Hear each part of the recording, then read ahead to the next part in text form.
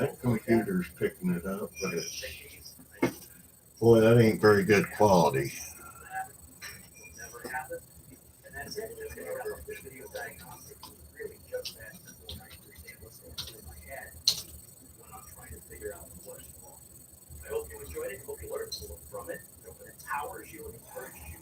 I don't know if this thing's gonna let me stream or not. Are you all hearing me? Okay, I can hear me on that. Haha. Well, this is at least more progress than what I got a couple weeks ago. Uh, I'm using a different computer and it seems to stream a little bit better than my main computer. I don't understand the difference between the two, but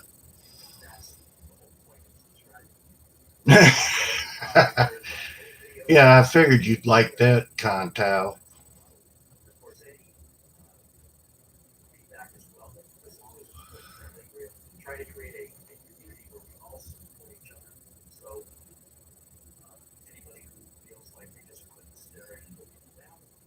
Oh, no problem, no problem. I'm just trying to test this out to see if I can even stream uh, maybe tomorrow night late when I'm unbuilding and building my computer. And just trying to see what the hell now.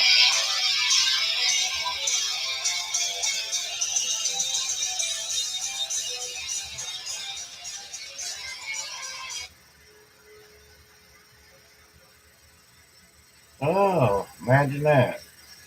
My channel's live. I'm glad Google let me know that. Oh man,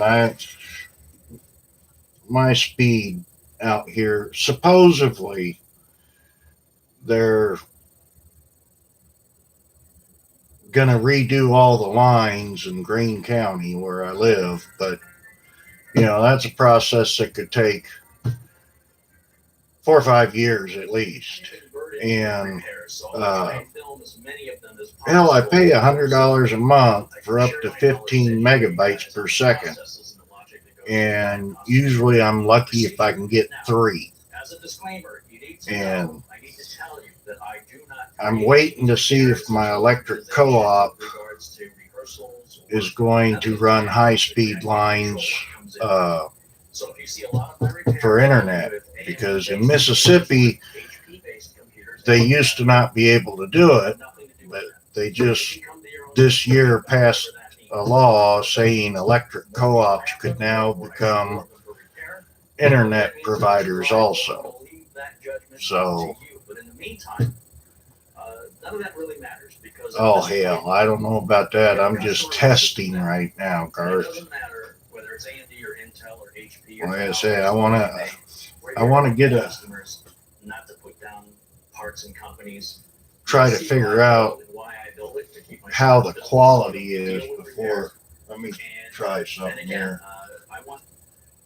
Maybe if I should shut my TV off, that takes internet.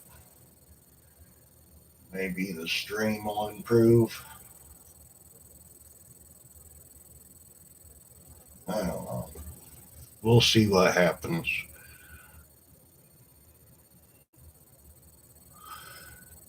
Uh, my cell signal is kind of dodgy. Uh, some my my cell signal goes in and out. I'm basically surrounded by a whole bunch of tall pine trees, and you know that that blocks a lot of the signal. And I mean, there's times I can be at home and the wife or daughter will send me a text message, and I'll get it about 5 hours later after they got home. uh, like I say, I love living out here in the woods, uh, but uh, the internet and cell phone is just crap. And I've got a regional cell carrier just for the simple fact AT&T and Verizon, neither one, or T-Mobile for that matter, all three of them don't have signal at my house. So I have to use a company called C Spire, which is basically cell company in the southern United States. So it, like I say, this is what I get for living out in the woods, with no neighbors right on top of me and everything. Heck, I can go out and shoot. I can go out and fish right out my back door. I can hunt. Uh, the like I say, the infrastructure though, as far as internet and cell phone and everything, that's crap. But otherwise, beyond that, it's great living out here.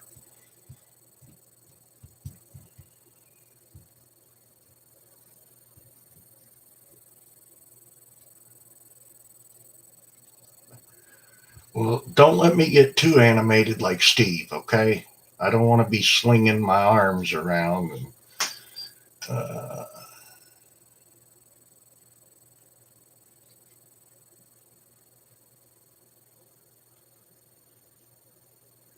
yeah, that's exactly right. It's I wouldn't have it any other way.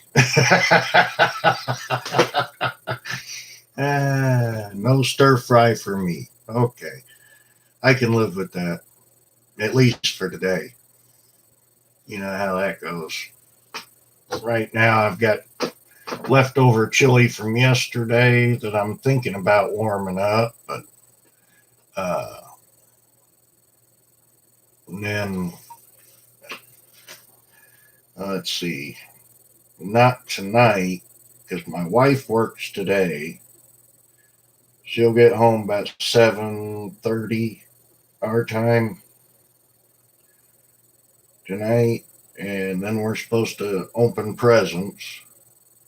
And then tomorrow the wife is off, so she's going to fix a big Christmas dinner on Christmas. And my daughter, she has to sleep all day on Christmas because she's got to work that night at the nursing home. So she'll get up in time to eat dinner on Christmas and then go to work. So yeah, it's gonna be fun the next couple days, but Like I say, I had a wild idea of trying to stream on this backup computer, and uh, hang on. What would you say, Garth? Uh, oh yeah, that's kind of nice.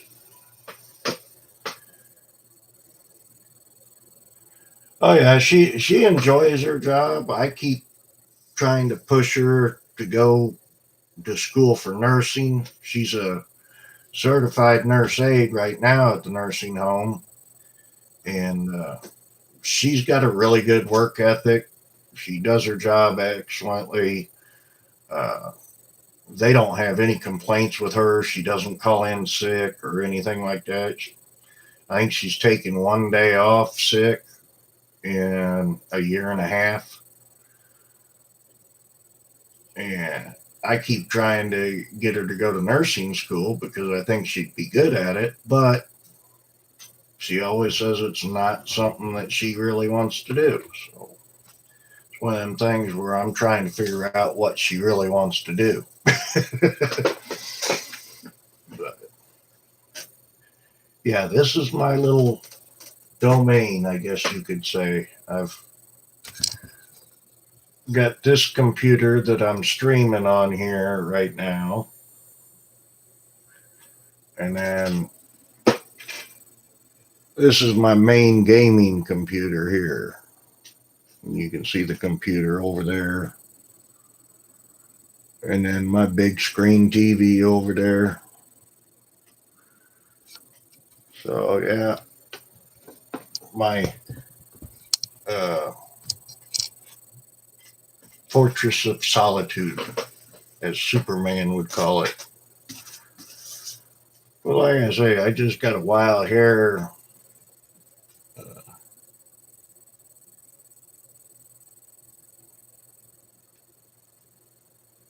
Oh yeah, hell yeah. But I don't count on getting a whole bunch of people.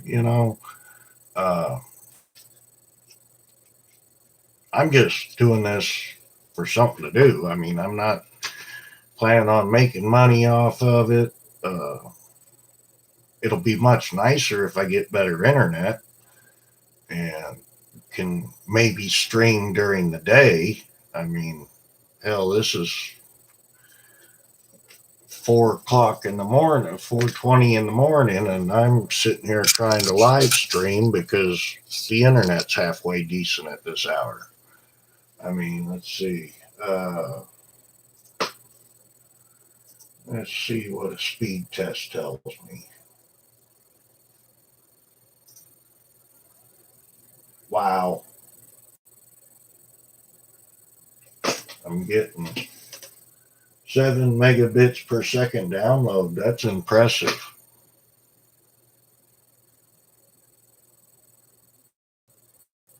My upload won't be all that though. Holy, really?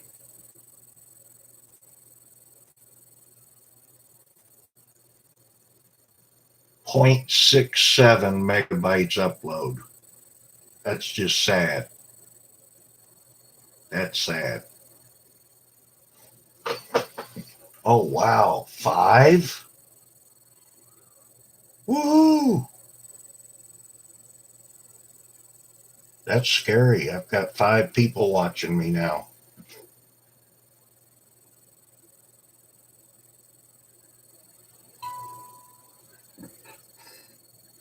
Uh oh. Oh, someone dinging.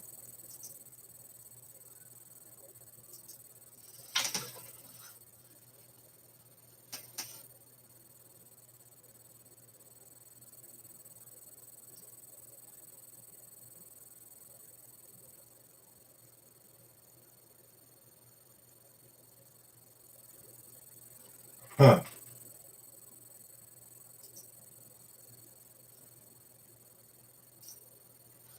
That's interesting. I've often thought about that. I've got a Chevy Avalanche, a 2008 Chevy Avalanche, and I've always wondered. It's got that small pickup bed on the back. I've always wondered if I could get a fifth wheel hitch and put in there, and then maybe buy a fifth wheel camper trailer. I mean, heck, I'm retired. I don't have to be anywhere at any time, so I could travel around. Wife would have to stay here and work. Same with the kids.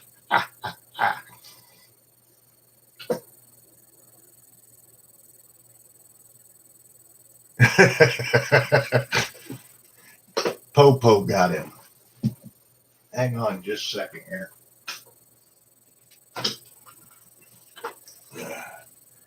Be right back.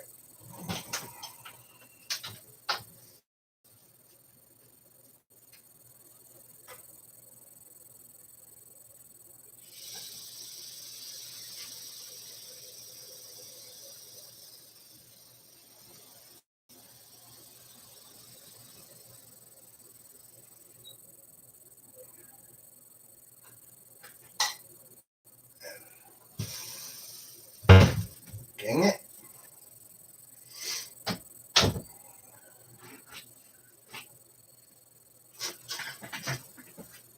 Oh,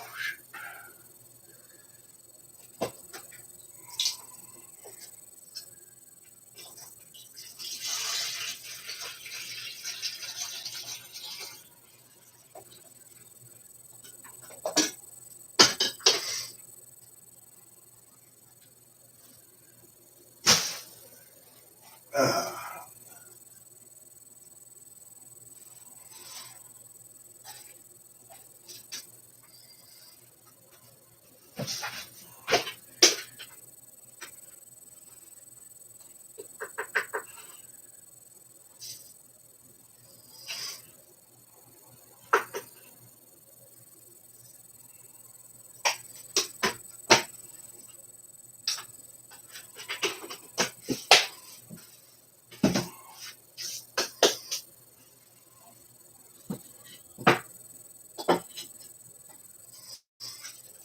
oh, damn it.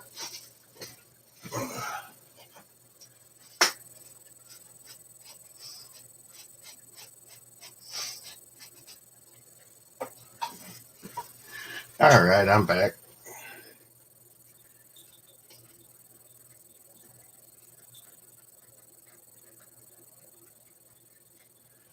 Yeah, if Mark Helton ever comes in here, I'll have to wear my one hat for him.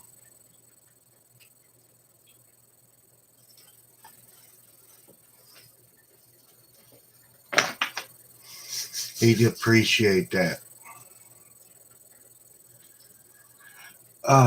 Let's see. This can go there where it belongs. There.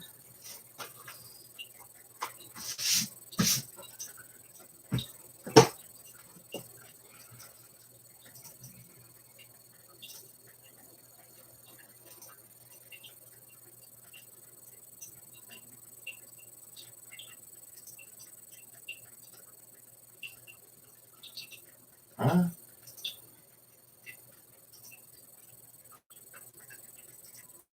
Who's this?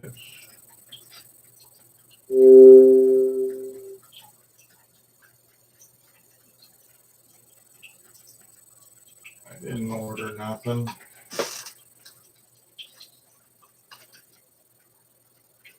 Oh,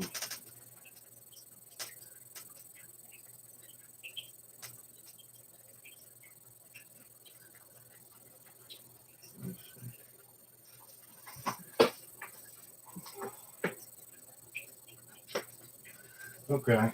She used her own card.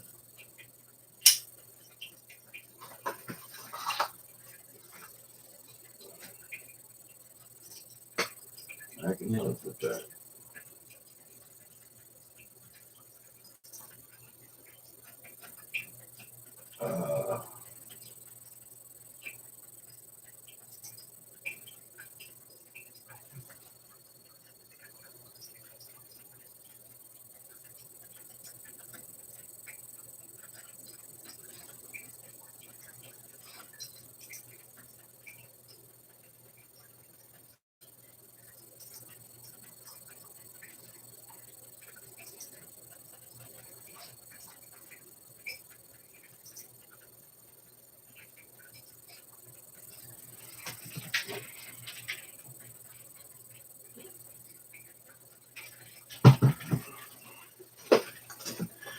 Uh-oh.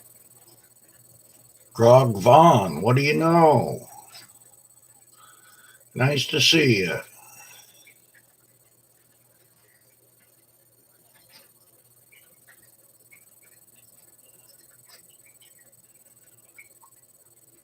Oh, heck, that ain't no good. Yeah, I don't know. YouTube's kind of been funny for me today, too. I'm not quite sure what the heck's going on with them.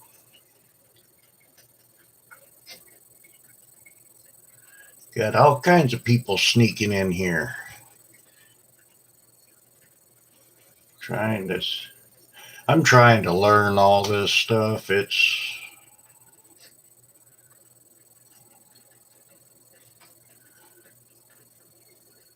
all new to this old man.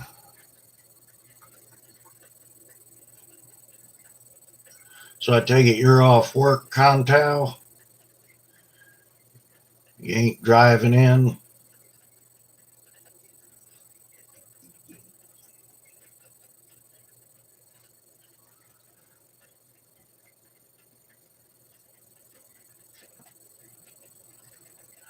Uh, no, the top one, uh, Contal. This one's my uh, budget over under 12 gauge.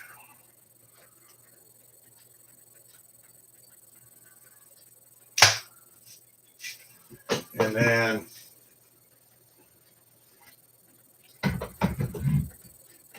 this one here is just it's a Remington 22. I forget the model number, but I use it for clinking and target shooting. And then, of course, the bottom one is my AR. Uh, and then I've got a couple shotguns over here in my SKS. And then I've got handguns laying all around.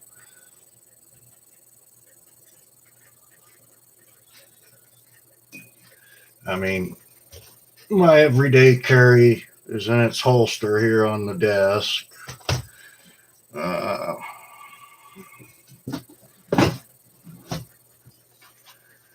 my Smith and Wesson 44. Let's see, where?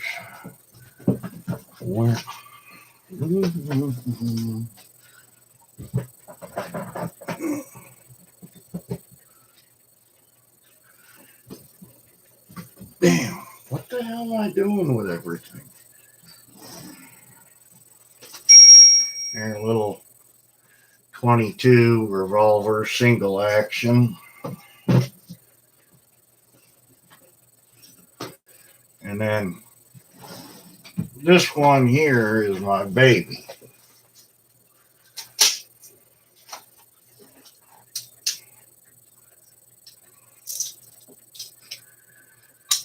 This one here is a Smith and Wesson 38 Special. And my dad actually bought this in California the same day I was born. And then with the California gun laws, even back then, uh, he picked it up from the gun shop the same day that I came home from the hospital. So this one has been meant for me all along. So it's one of the few things of my dad's that I still have. And it's a good little shooter, too. Real good little shooter. Next one I want to get is a Smith and Wesson nickel plated 357. But that might take a while.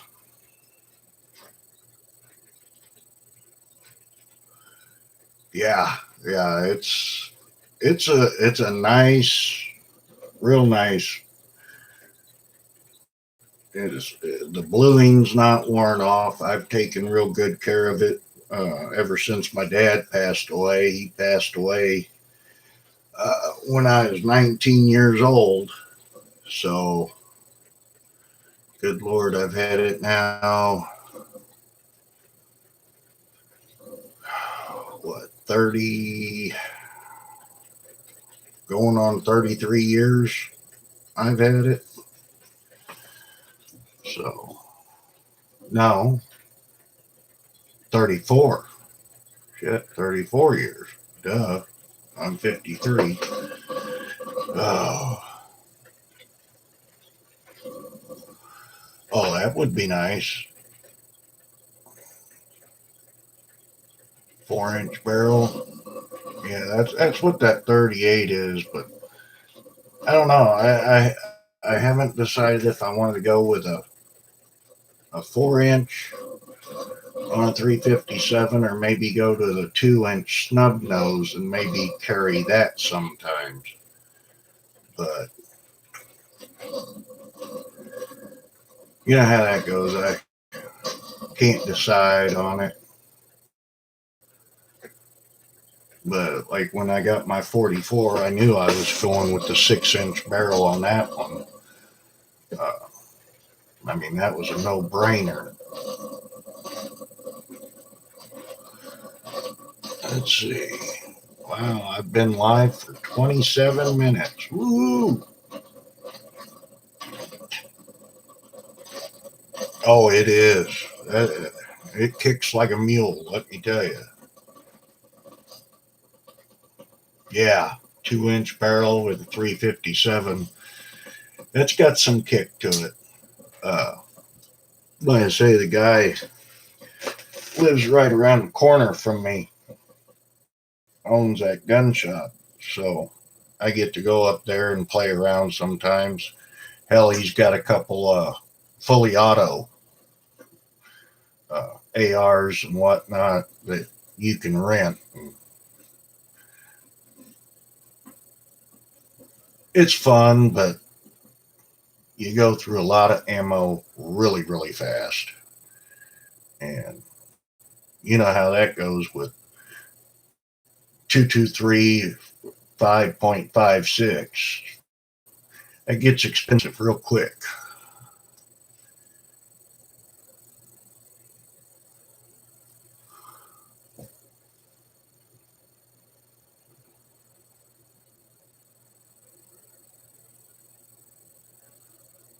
Yeah, it's like my SKS is one of the ones that they imported during the Clinton gun ban when they were supposedly banning assault weapons. I always liked that.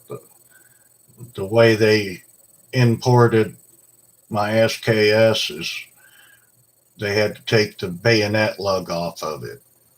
After they took the bayonet lug off, it was no longer an assault weapon.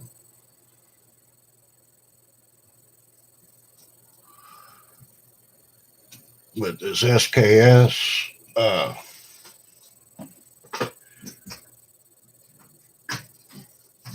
is former Chinese military. It's got the serial number on the stock, on all the parts. I think it might even have it on the strap. I can't remember. But like it's got the serial number on the trigger guard, on the bottom of the ammo, on the stock. It's got it everywhere. But it's a pretty good little shooter too.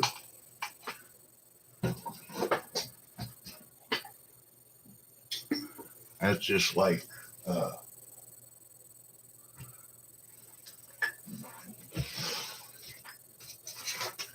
every time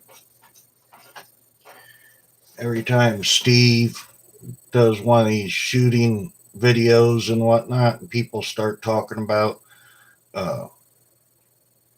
clips and magazines and everything. I feel like just holding these up to the screen. This is a magazine. This is a clip.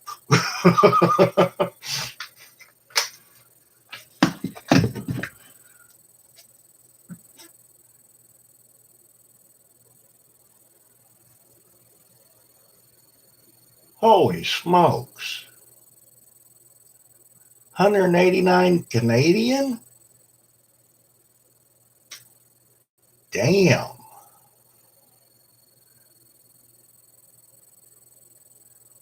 That is a really good price. Was that recently?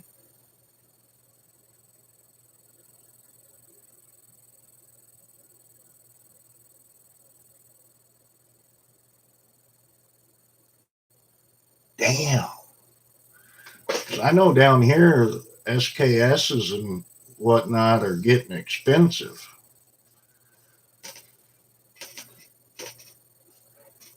I mean, I bought mine. Let's see, I got divorced in 96.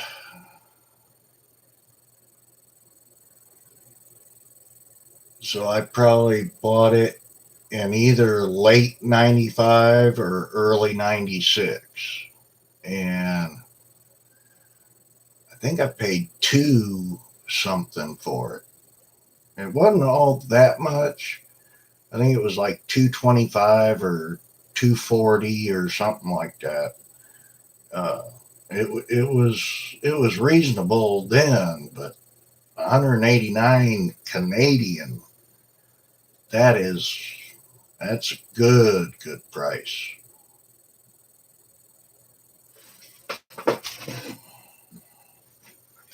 Whoop, almost.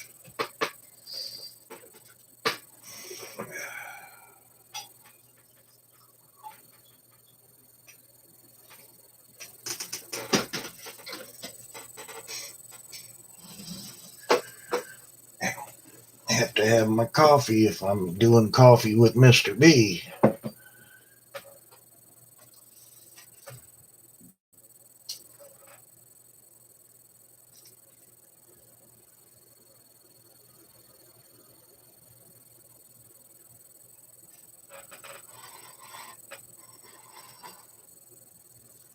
Wow, six people. What a deal.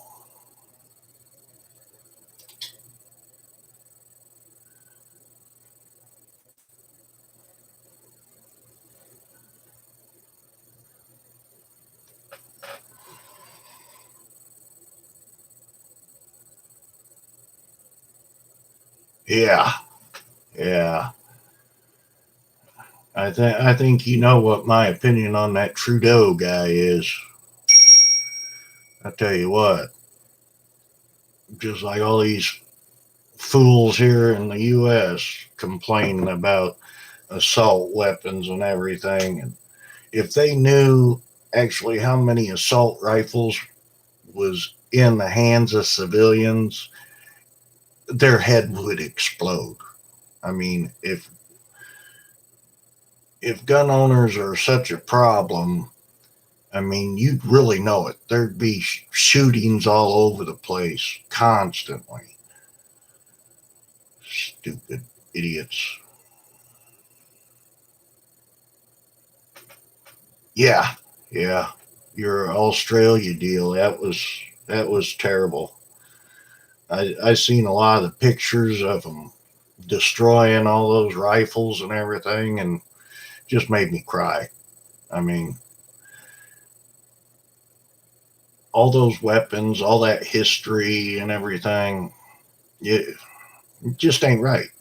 And the right to self-defense is a God-given right. No government can give you that.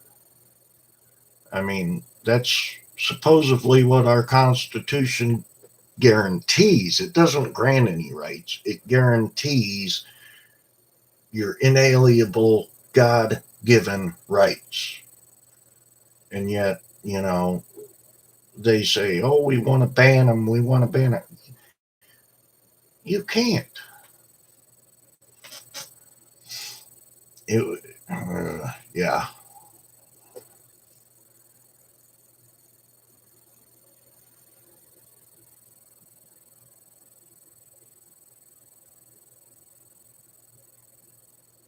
Yeah, that don't make any sense. It has to be in a safe 24 hours a day, 7 days a week. What's the sense in having it if you can't take it out and use it? I mean, that's, yeah, that's, ugh. It makes me shudder just thinking about that kind of stuff. Well, Rusty G, how you doing tonight? I take it you're off work already, or you didn't have to work.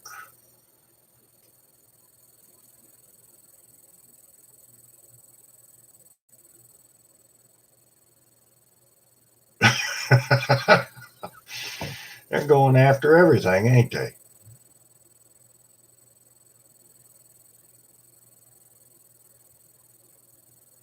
Uh, I don't know. And I say that stuff there that it just gets on my nerves when they start going after guns and whatnot. And 90% of the politicians that stand up there and propose all this stuff, they have no clue of what they're even talking about. They're just plain ignorant on gun issues.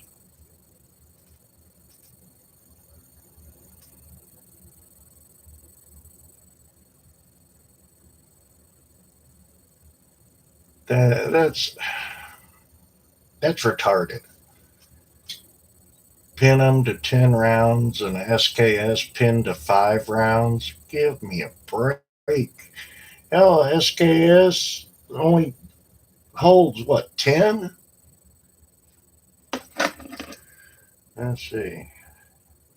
Five, yeah, 10. Good Lord. Uh,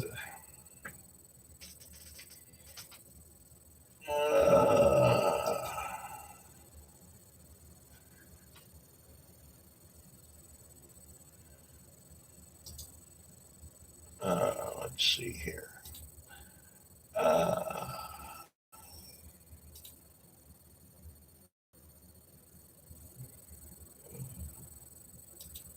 there you are. I'm throwing a wrench at you.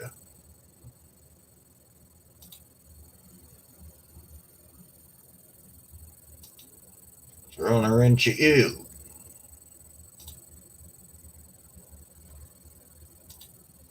Have a wrench.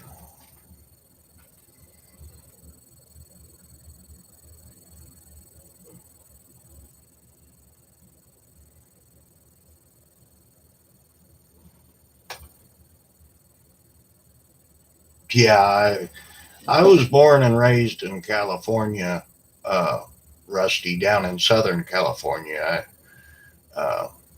Little suburb of LA called Torrance, basically right along the coast. I mean, I could ride my bike down to the breakwater and fish or go to the beach or whatnot. Um, Come on, what was I going to do? I was going to do something. I had something on my brain for a second.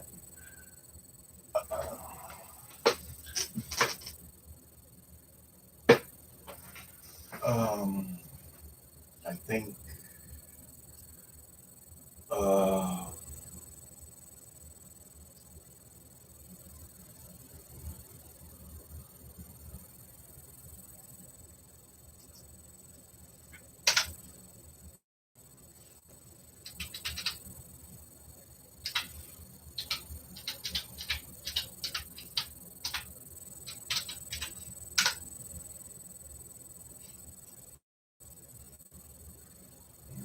Coffee with Mr. B. What the heck? I'm going to have to adjust that title. It's supposed to be test with Miss Test Strain, but not, That's not what it shows. Yeah, I'm sorry, I don't have any metal plates out in the road that I can take you guys out and show you a car going over it maybe every, I don't know, hour. I'm not lucky enough to live in a city with big iron plates in the street and cars everywhere. But like I was saying, Rusty, I was born and raised out there in California. Uh, cool. I'm glad to hear that. I'm really glad to hear that, Contel. Uh, and I know even then, I mean, I was still there when I turned 18, and I can remember getting a nice little 22 Marlin 22 rifle. Uh, when I was still living there and having to jump through the hoops and everything. And like I say, that was back in, let's see, uh, that had to be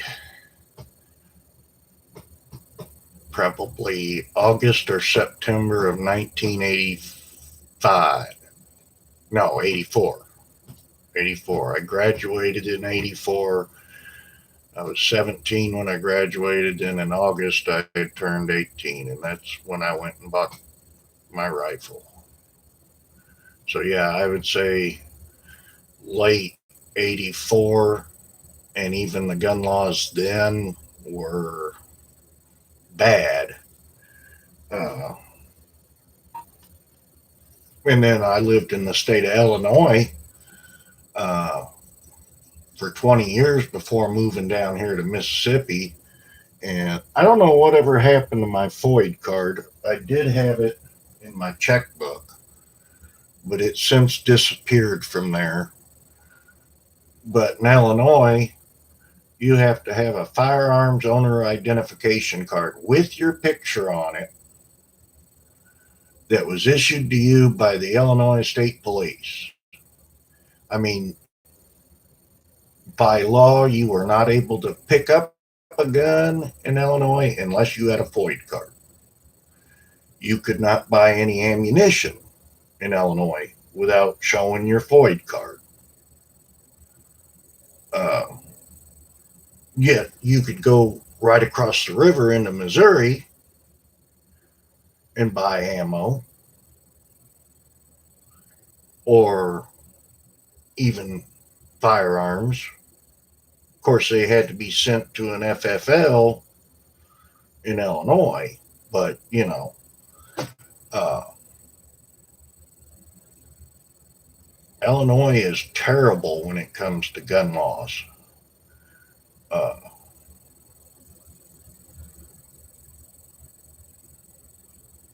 I moved down here, and about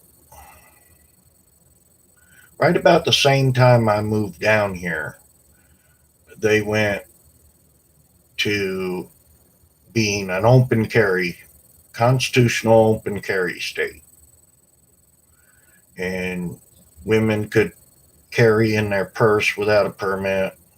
You could carry in your car without a permit, in the glove box or whatnot. And you could open carry without a permit. And then about a year later, uh, they passed constitutional carry here in Mississippi. So you don't need a permit or anything to carry concealed anymore. That's good. I'm glad to see that it's getting a little bit better. But, you know, oh yeah, I know where Canoga Park is.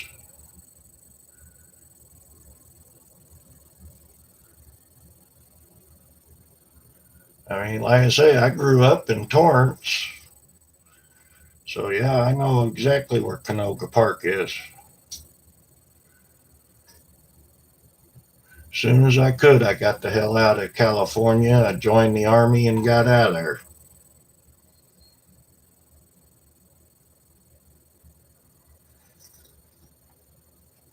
Yeah, that's what gets me, Grog. Like I like to trap shoot. Okay, I'm finally starting to get back into trap shooting a little bit uh, because of my back, and plus I still have this stupid thing right here from when I was going through cancer treatments, and that kind of interferes with you know getting a shotgun up there on the shoulder. But I used to like to trap shoot a lot, and for years and years and years, the Grand was held in Ohio, right? Then all of a sudden, it comes out that the trap shooting Grand, the championship of trap shooting, is going to be held in Illinois now. One of the states with the strictest gun laws around. Uh, Actually, it's down. Oh God, what's Pick? No, not Pickneyville. God, what's the name of that little town down there? Can't think of it. I've been to the trap range down there, and they've got sporting clays and everything. God, I've been away for a long time. Uh, Let me see here. I can tell you real quick. Uh,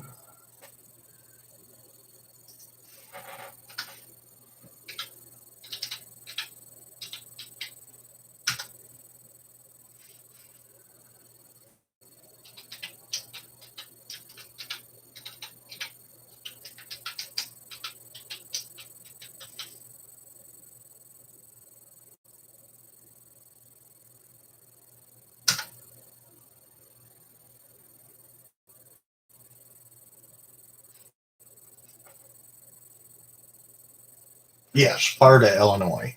Sparta, Illinois. Couldn't think of that.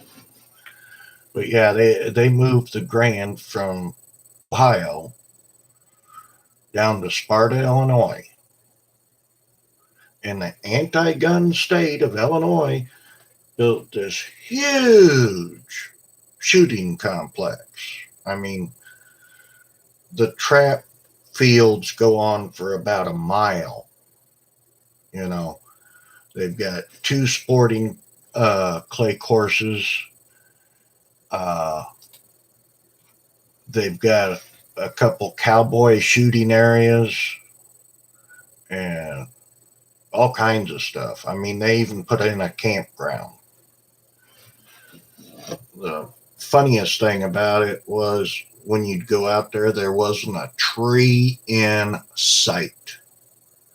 And most sporting clay courses have trees, not this one.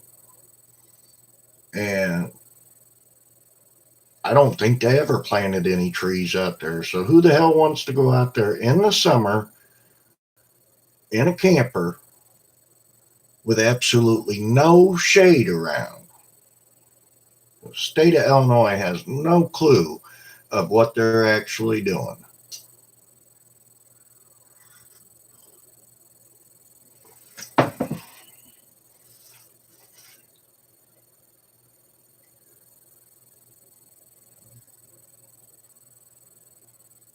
Yeah, that ain't no lie. Well, hell, that's just like there's a guy on YouTube I've been watching. He's computer tech, has his own business, and he does live streams, uh, building computers, repairing computers, and all that. I was watching one of his live streams from earlier this year, and he has. Trying to think here.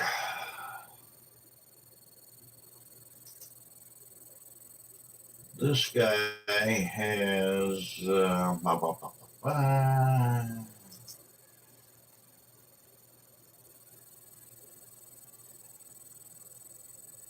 He's got 273,000 subscribers to his YouTube channel.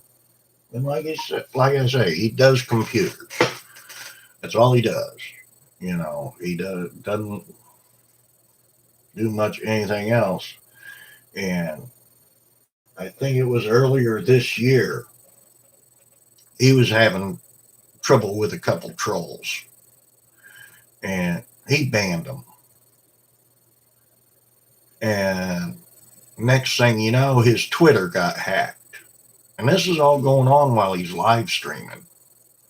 His Twitter got hacked. He changed his password. His Twitter got hacked again. And it wasn't 5 minutes later. And he live streams from his kitchen because he's got one of them big center islands, and he uses that to work on the computer. Wasn't 5 minutes later, banging on his front door. Opens his door, fucking cops come in, pull him out of the house. There was like 15 squad cars there telling him that someone called in that he had murdered someone with a shotgun in his house. And hell, they even had the police helicopter flying overhead. And he's sitting there, he's got a wireless mic. And the whole time he's talking to the cops, he's live streaming on YouTube. And you can see the cops going through his house.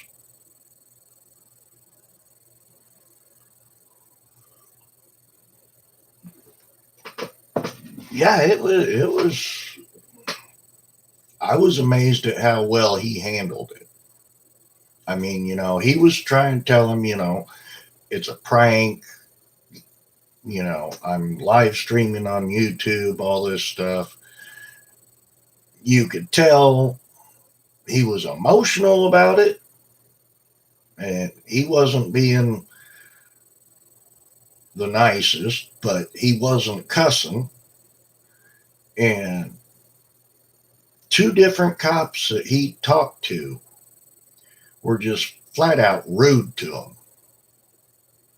They wouldn't hardly let him talk whatsoever. And when they left, they didn't even apologize for any of it. And he's at least since got an apology from the mayor of Glendale, Arizona, that he lives in Glendale, Arizona. Yeah, they got to do their due diligence. They got to answer the call, but the call came in uh, untraceable over a voice IP network. There was no way to call the person that called in the report. There was no way to call them back or anything. When he come to the door, he wasn't, covered in blood. He didn't have a gun. None of that. And it's like they pretty well knew within the first couple minutes that he was, telling them the way it was, yet they didn't want to hear it. They didn't want no part of it. They were just convinced that they had to, do their due diligence. And it's like, I understand having to do their due diligence and make sure that no one's actually hurt or murdered or whatever. But let the guy at least talk, you know? It, and I've thought about it. If someone were to do that to me, you know, out here where I live, out in the country and everything, someone starts banging on my front door, I'm probably going to come to the front door with a gun, you know? And then there would be a whole bunch of shit. And, I mean, I know the police chief in town, and I know the sheriff, but, that's one of them things where they don't know me all that well. They haven't known me all their lives. So, you know, if someone were to call in something like that, of course, they would have to respond. Of course, depends on what time of day or night it is to see what kind of response you'd get. I mean, overnight, the county has one deputy that patrols the entire county. Town of Leaksville has one cop patrolling the whole town. They don't have a whole bunch of money down here, so you know.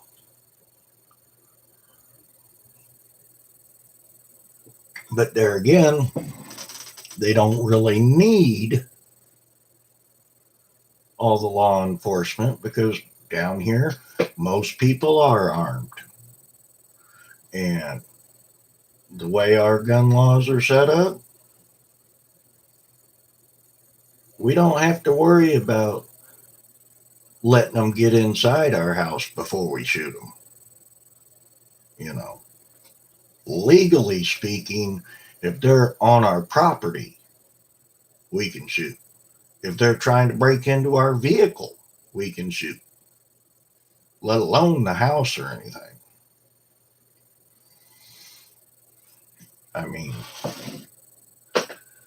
yeah, exactly. That's the way it is down here. I mean, that's the way it was where I lived in Illinois. I mean, hell, one night there's only one time when I used a weapon for self-defense, civilian wise. I'll put it that way.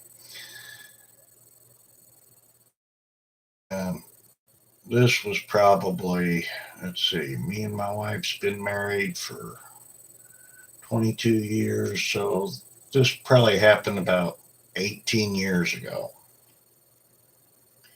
My father-in-law and mother-in-law lived right next door to where we live, and we both shared the same driveway.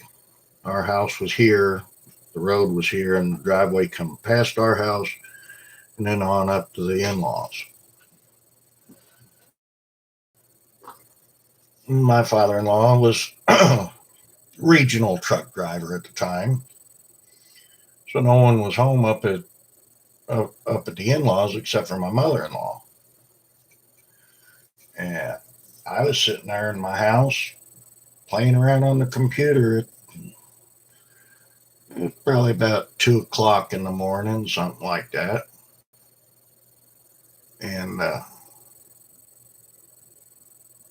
freaking headlights turned in the driveway, and I had my window open because it was either spring or fall because it was comfortable. But I had the window open. You could hear the tires on the gravel, but they cut their headlights out. And then I see this Jeep going past my house and going on up to the in-laws. And I'm like, you know what? That's hinky. They don't know anyone that would be coming out to the house at that time of night, especially with only my mother-in-law there.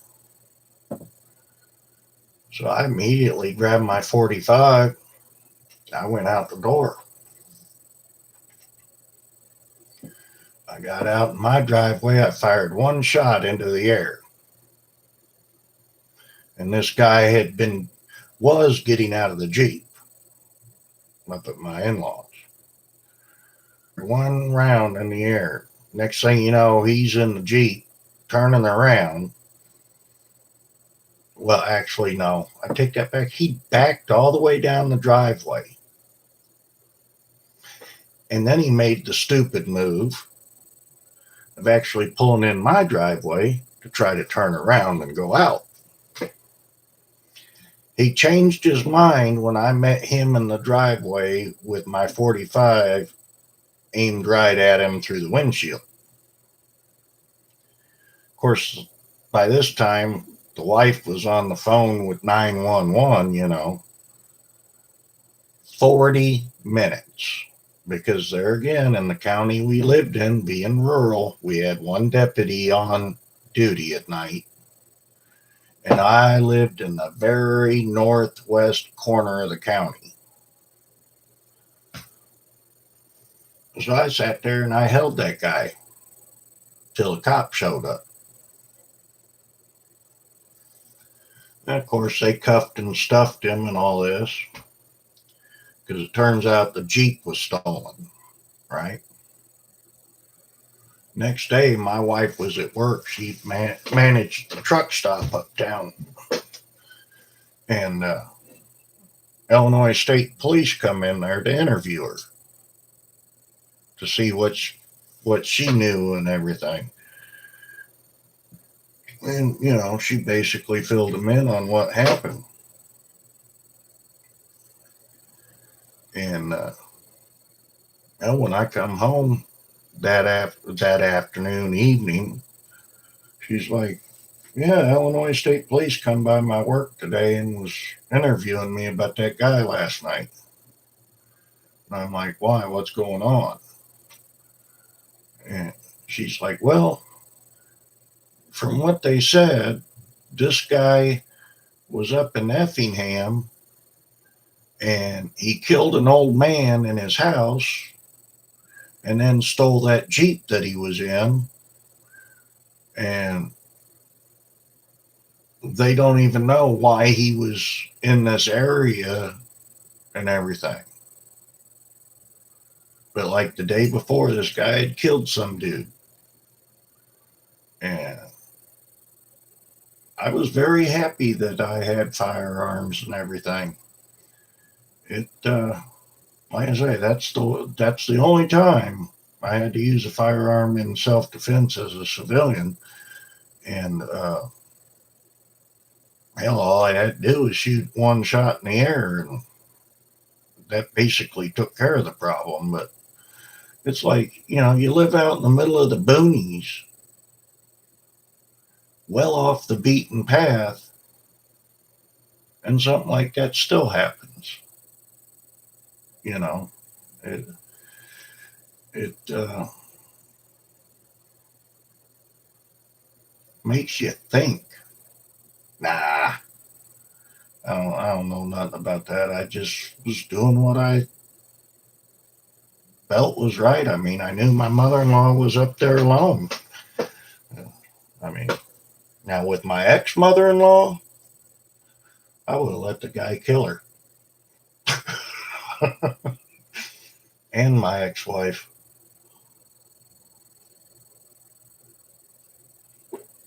Terrible to say, but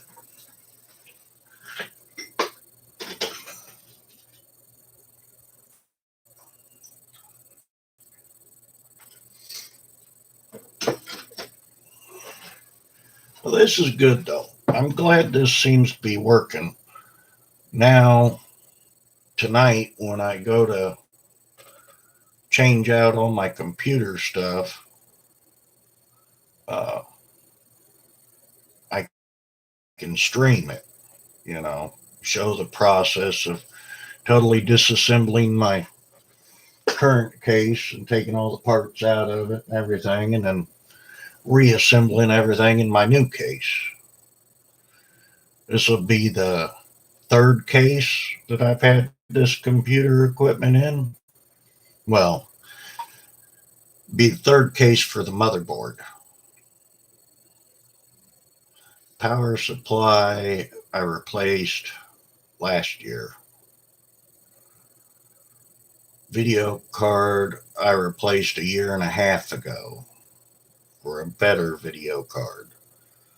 I just swapped out hard drive for an SSD,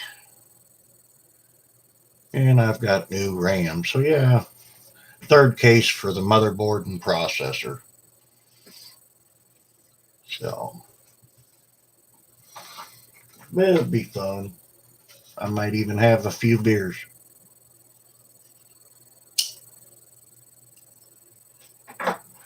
That's enough to get Contal here. By the way, uh, did you ever find any of that? What is it? Copper lager, Budweiser copper lager. There, Contal.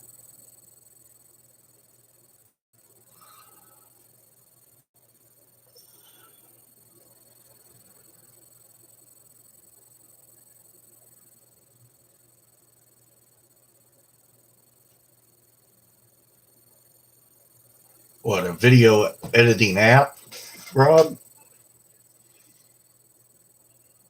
You gonna start a YouTube channel too?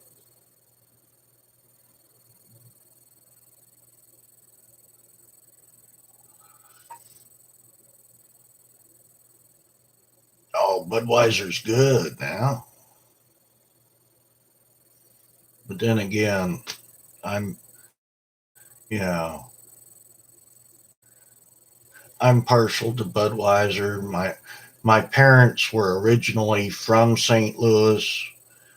After I got out of the army, I moved to the St. Louis area, so hometown beer basically. Even though I was born and raised in California,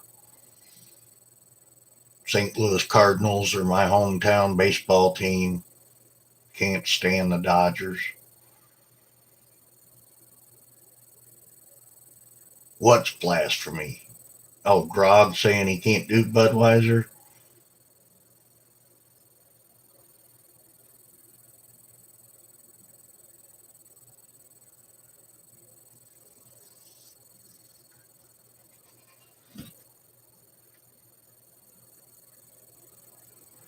Yeah, well, that's like, there are a lot of people that like Coors. And man, I wouldn't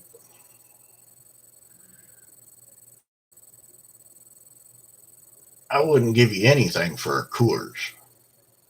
Every time I ever drank Coors, man, it gave me the craps.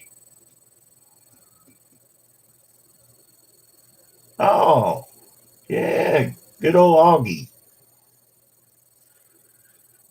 He was a, he was a great guy. I loved when uh, Augie was in charge of the Cardinals baseball team. I can remember every opening day he'd come riding in on the wagon, being pulled by the Clydesdales going around the baseball field. He was a he's a real big baseball fan.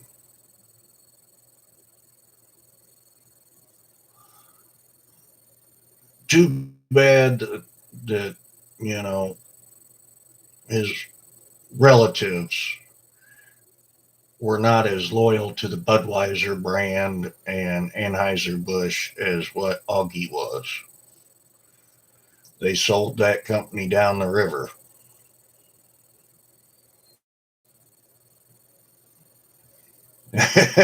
There you go. Make an even trade.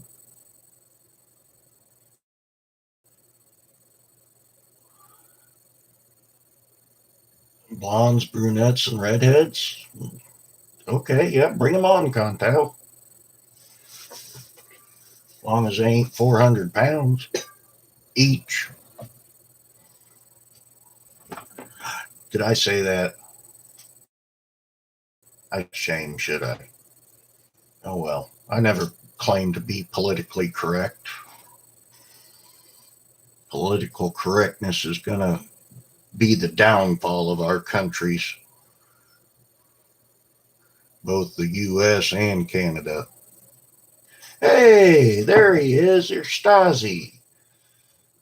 I hope I said that right. How the heck you doing, man? Good to see you in here.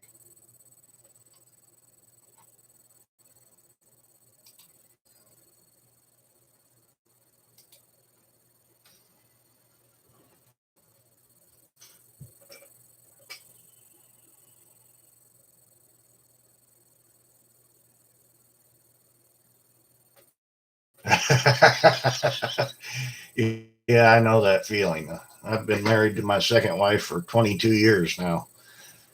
I couldn't get rid of her if I tried, I think.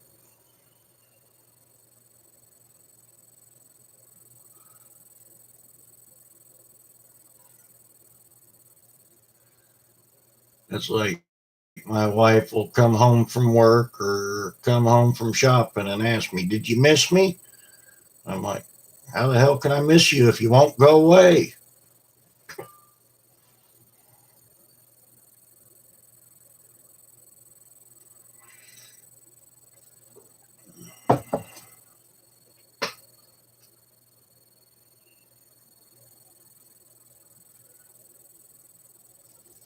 There you go. Coffee is lifeblood, man. Lifeblood.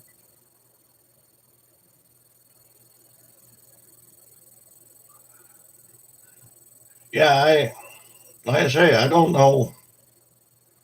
This you're streaming from is actually a slower computer and everything than what my main computer is. Yet it lets me stream where that one does not like the YouTube software.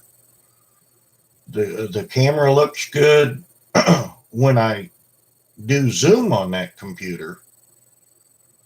There's no lagging and buffering and whatnot, unless my internet connection's really bad.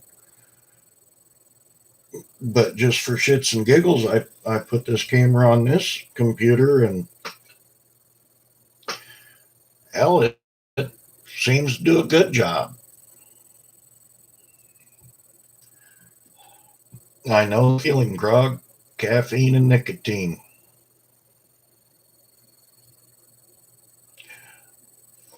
I've got it downloaded, and on that computer, it was like the YouTube software. It was just really uh, buggy. It was like stop animation almost. Uh, Yet on this computer, the video's a lot smoother. Uh, I don't have three or four of me when I move. Uh, and since OBS was like that, I just had deleted it off that computer. I had that one downloaded. It was one other program that I had downloaded, and none of them seemed to work real well yet. And I don't know. This one has an Intel processor. This one I'm on now has an AMD processor, but it's let's see,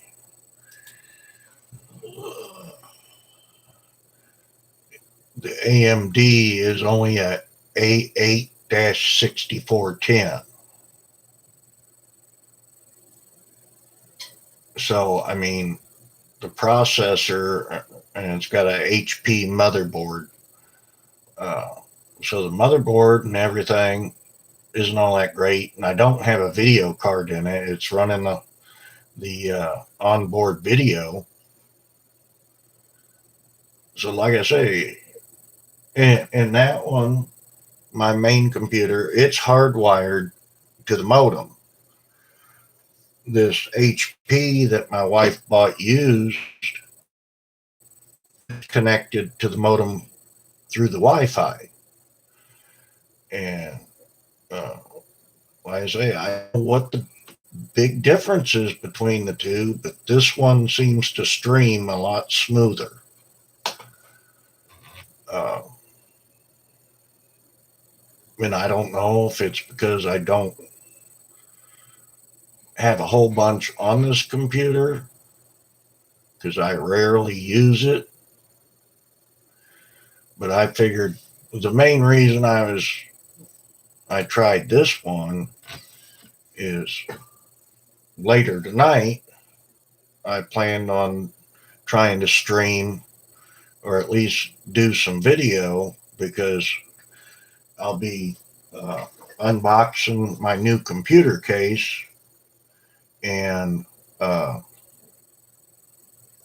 taking all the components out of my current case and putting them in my new case. And I thought that would be kind of cool to just, stream how that goes. See how many cuss words can fly and whatnot. I mean, it's not that hard. I'm going to have plenty of room to work in this case and in the new case, because I mean, this case that I've got now, it's got all kinds of room, but this one's loud, but that's because the fans in it. Uh, and I really liked this case when I got it, and it's got some blue LEDs in the fans, but not like the RGBs. And it's basically got a big plexiglass side to it where you can see inside of it, but with no lights being in there, you can't really see anything. So when I seen the case that I've been wanting go on sale, I'm like, I'm buying it. It's on sale. And then my daughters stepped in and they said, we'll buy it for you. Because I had been talking about this case for a month. And the only reason I hadn't, oh, sure, why not? Trust me. You think Steve cusses on the Lookner channel? I'm being nice right now, basically, because I'm sitting here chatting. But I get to doing something, and yeah, I mean, you figure I was in the infantry and then I was a truck driver for so long. Yeah, I can come up with some colorful combinations of words.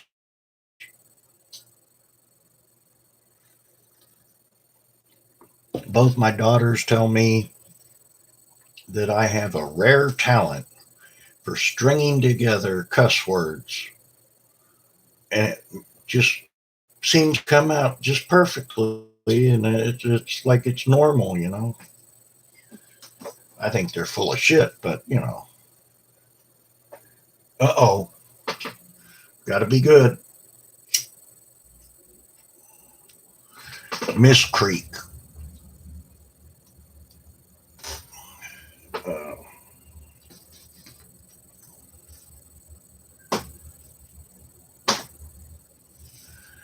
Anywho, uh-oh.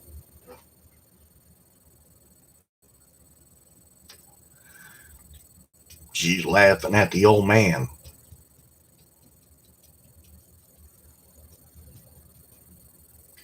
Oh, I hope that everyone is having a good Christmas season. So, like I say, it's going to be an interesting day. My wife works all the, well, let's see. She gets up, she has to be at work at 9, and then she works until 7:30. She'll come home. We'll do our Christmas tonight,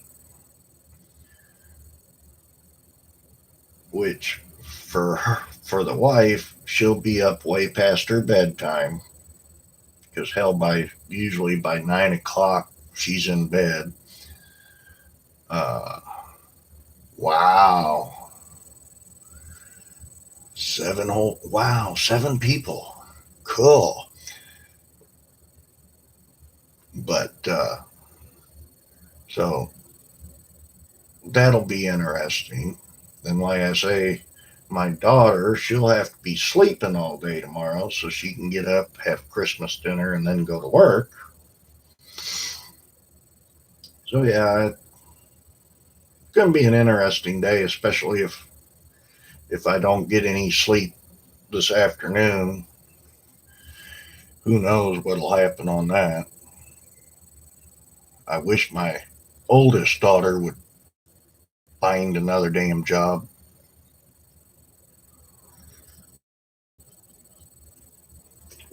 She moved down here from Missouri. We got her a great job over at the nursing home working as a cook.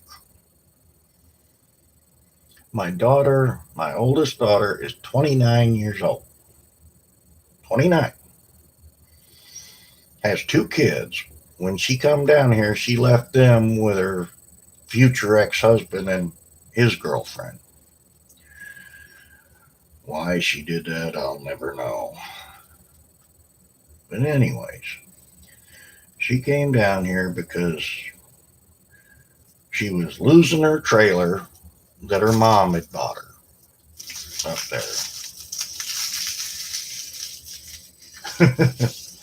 So she had no place to live. Her mom lives up there in Missouri. Her mom wouldn't take her in.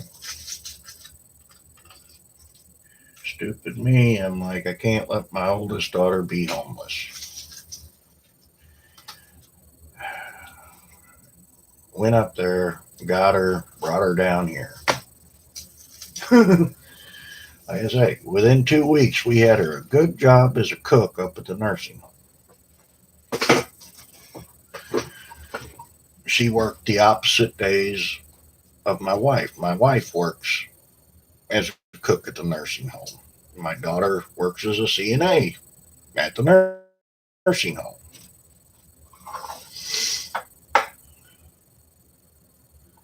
I think my daughter lasted 3 weeks as a cook before they demoted her to a cook aide.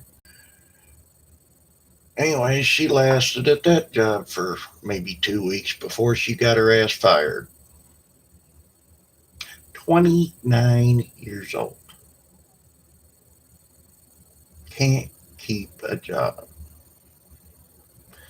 Now she sits back there in her room and basically lays in bed all day watching TV on her phone off of my internet, off of my Amazon account.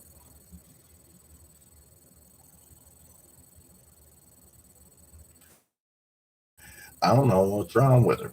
My youngest daughter, she's happy to be working. She's saving money. She bought a car, da da da da da. My oldest. But it was kind of that way with me and my brother. My brother was 6 years older than me. He was the irresponsible one. After he got out of the army, the longest job he had was 8 months, and that was when I got him into truck driving. Before that, he'd work a job and quit, work a job and quit. Lived with my mother until the day my mother died.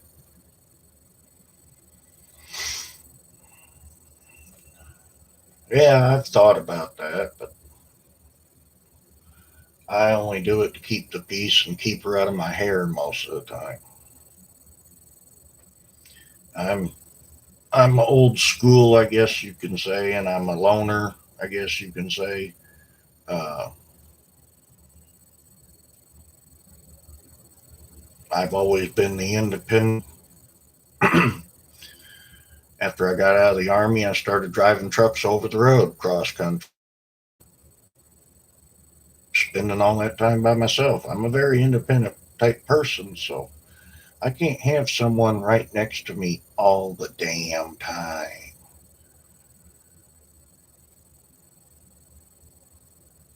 Especially when I try to give advice and then you're looked at like you're stupid. And she knows better, you know. Yeah, some of that is to be expected. I mean, when I was a truck driver, I'd quit a company, but I never went, and this is in all honesty, I never went more than a week without a job. Being a truck driver, you can go out and get a job anytime you feel like it if you've got a good record, you know. So I could get away with quitting a job if I got pissed off, but you know, I finally figured out that all these damn trucking companies are all the same basically. You know, they all treat their drivers like crap. So the last job I had when I was driving over the road, I drove for a small company. Guy only had 20 trucks. 20 trucks, 20 trailers.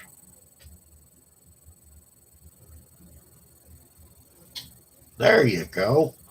Uh, and all we did was we'd pick up in Missouri, pick up a load of dry dog food. We'd run it out to the West Coast to the Costco stores. We'd deliver that. And then in the summertime and all, we'd be down in California in the Central Valley picking up produce. And then we'd run it back to St. Louis to the St. Louis Produce Mart. And then wintertime, we were always up in the Northwest picking up apples and shit like that and running that back to the St. Louis produce market. It never failed in the wintertime. We'd have to run the Northwest, so I'd have to be in all the snow and the weather and driving across Wyoming in blizzards. And yeah,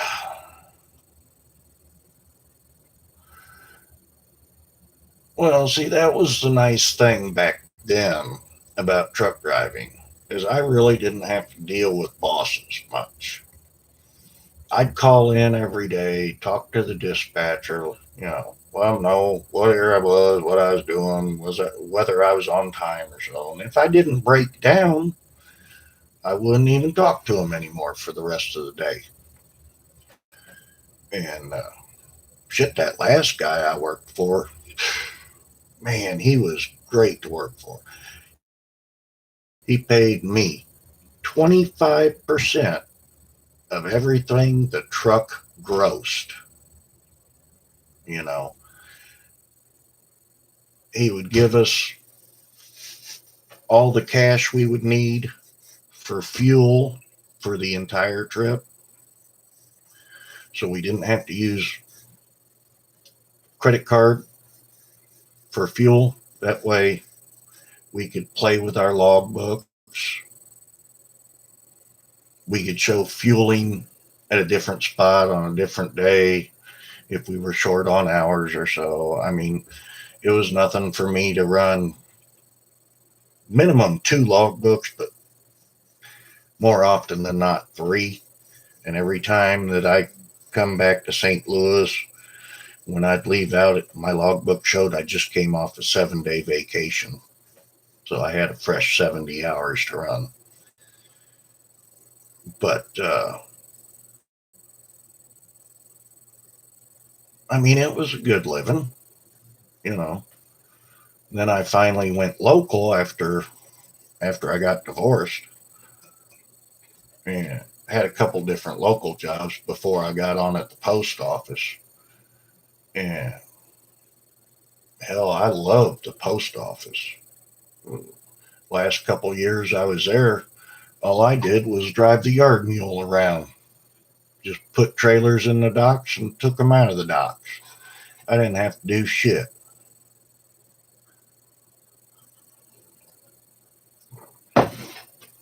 Just sit there and back up and pull forward and got paid $25 an hour. Half the time I could take a nap out on the back lot because there was nothing to do. That was good stuff.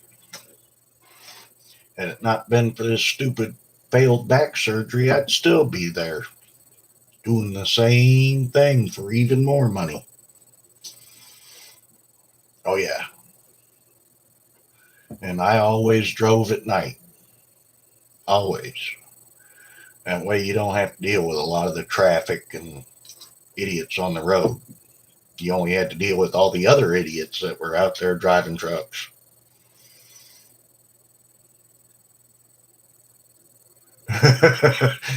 Oh, I had, like I say, that last company I drove for,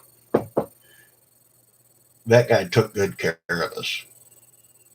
I mean, none of our trucks were more than 2 years old. I had two different trucks when I worked for him, both Kenworths. Actually, no, I take that back. I had three trucks. I had the Kenworth T600 canary yellow, and I had a Kenworth W900 canary yellow, and then the last truck I had was a white Kenworth T600. But he took real good care of us, and like I say, that W900, I had the mechanics at the shop set me up. They installed a set of train air horns. Hey, Joanna, welcome. And that was always fun, going through little towns in the middle of the night, no railroad tracks within 25 miles, and you hit that air horn. That would definitely wake people up. Oh, come on.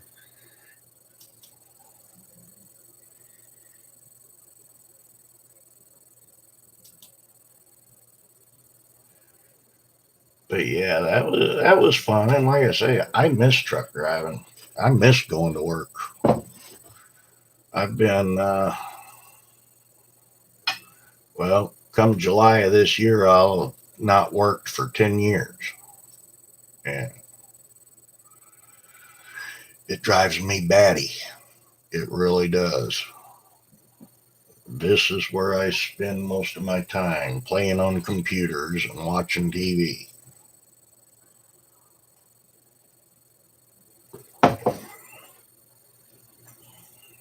Oh yeah, yeah, that was Celadon. Yeah, that was. I mean, I've seen it before. I've seen trucking companies do that, but Celadon's been one of the biggest. And I was trying to get Steve to actually cover that. Uh, I don't know how many stories I had tweeted to him about the situation, because here you had about 3,500 drivers, most of them out on the road with a load, and then their fuel card gets shut off, and they get a message over the computer telling them that as of midnight, we're no longer in business. They don't tell the drivers where to take their trucks. Drivers can't get home because fuel cards shut off, so they can't buy fuel to turn around, go home, or uh, a lot of drivers were stuck on the road. And oh, I was upset about that. That's not the way you treat people. I don't care if you're going out of business or not. You need to give your people a heads up and at least get them home. And then right before Christmas is when you do it.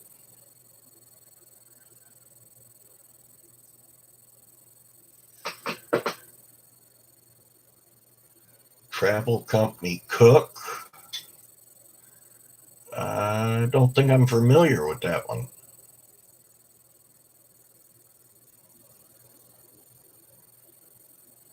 Yeah, that the CEO of the company and wasn't it the chief financial officer, Grug?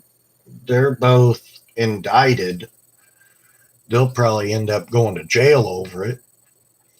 But yeah, they were juggling the books and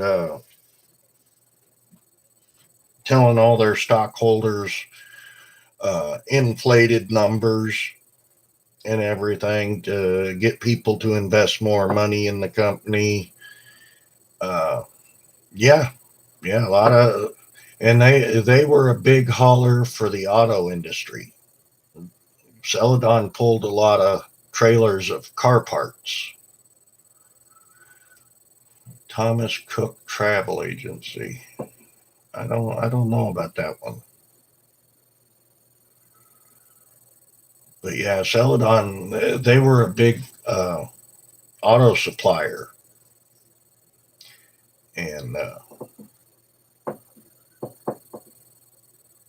I think a lot of the automakers and the companies that made the parts, I think they had a heads up because I think a couple weeks before Celadon went under, uh, they had lost some of the big contracts they had for hauling the parts. So I think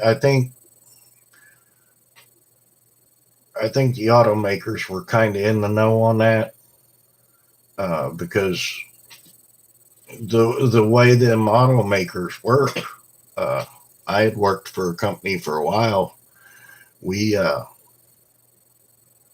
took the front and rear bumpers, the molded ones. We would pick them up in Nashville, Illinois, and run them up into Michigan to Dodge and Ford and all them. And all that stuff is just in time freight. I mean, the automaker they don't have a big warehouse with all these parts stacked in it. I mean, as soon as you hit the dock, they're taking these parts off your truck and they're going straight to the assembly line with them. So they can't afford to have, you know, trucks with their stuff on it sitting on the road somewhere. So you got to get out of here. Okay, you take care, Joanna. Thank you very much. It was great having you here.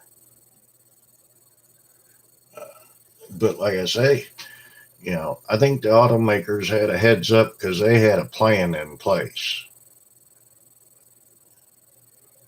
Uh,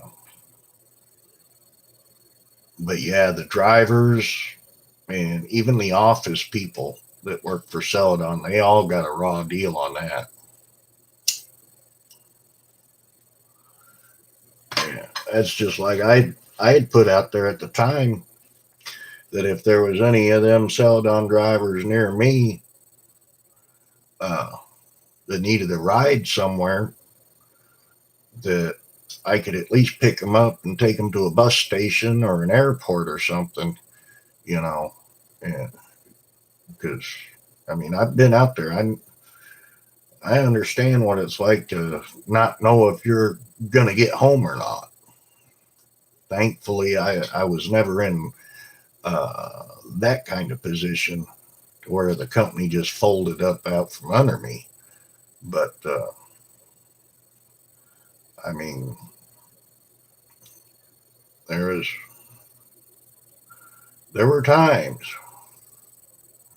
I mean, I worked for a big outfit out of Wisconsin, and when I quit them,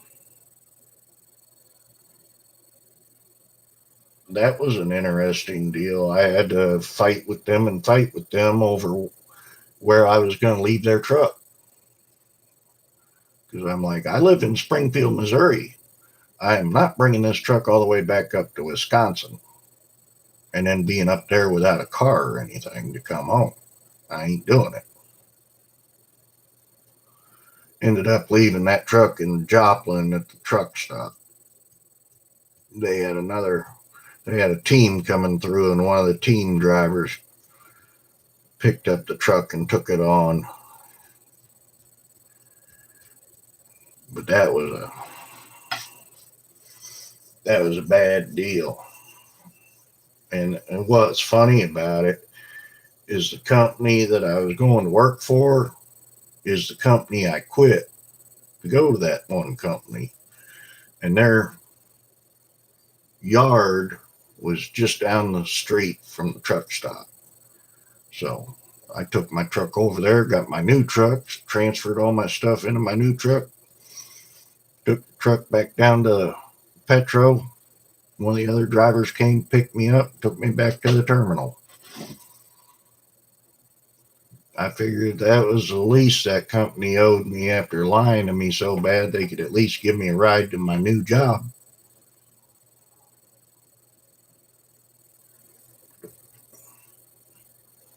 Oh, I believe it. I'm surprised there's not more than just 35.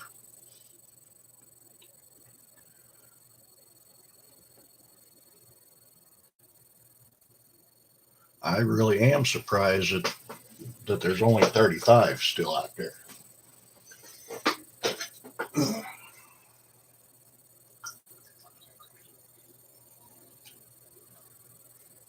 Oh, man.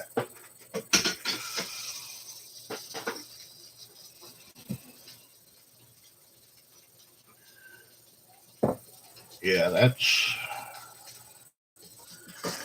not a good deal.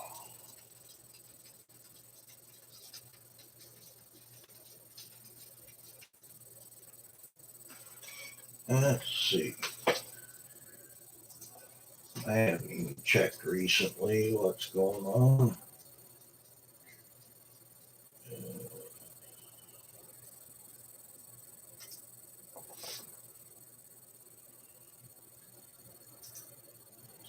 Steve tweeted anything?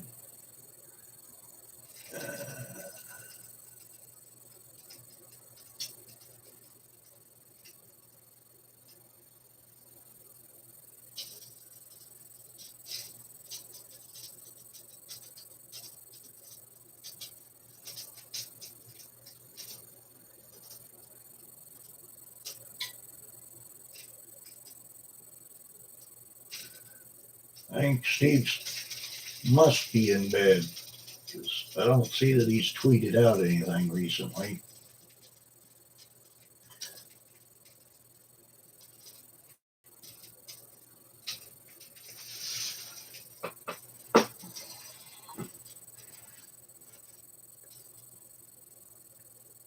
Yeah, yeah, yep. My computer is right there, and right on the other side of it, between the computer and the window, I've got my coffee pot. And that's a new coffee pot.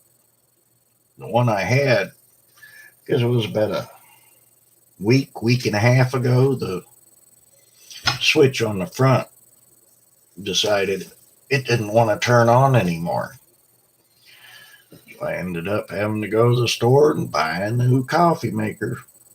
I go through one about every year and a half.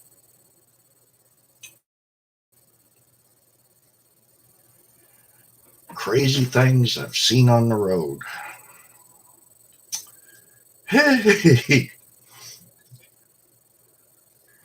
Of course, there's crazy accidents that you've seen, crazy things that have happened, around your truck and whatnot.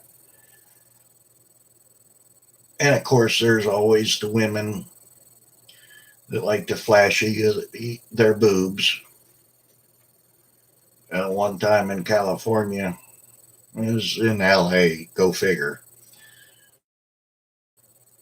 But this gal was driving down the road in her car and she had her top pulled down and under her boobs. Just had them both hanging out, just driving down the road like there's nothing going on. That was a good one, all right. That was funny. But yeah, there's all kinds out there. Trust me.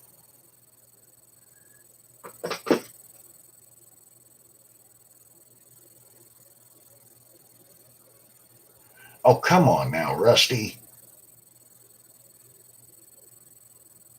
That's like a cup. Hell, I go through 2, 3 pots a day, and mine's a 12-cup pot. Let's see.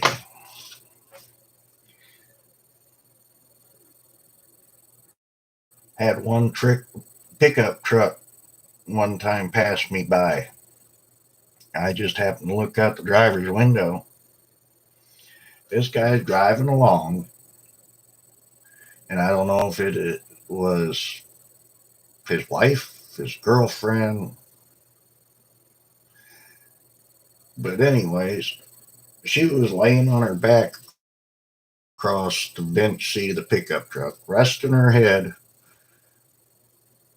on his leg, stark ass naked, legs spread as wide as they could be, and let's just say her husband, boyfriend that was driving the truck, well, he had one hand busy. I look down there and see this shit, and this woman's sitting there staring right up at me, staring me right in the eyes, and I'm like, oh my God. Yes, it has to be black.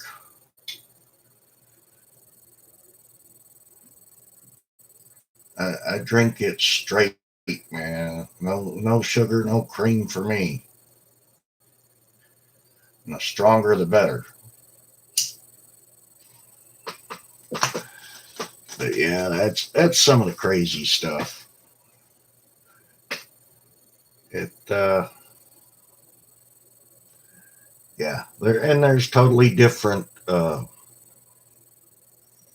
levels of crazy out there. Some of the people you see out on the highway, uh, some of the people you see in the truck stops, and the lot lizards. Oh, they live up to their name, trust me. Or as I started calling them after a while, I started calling them recreational reptiles.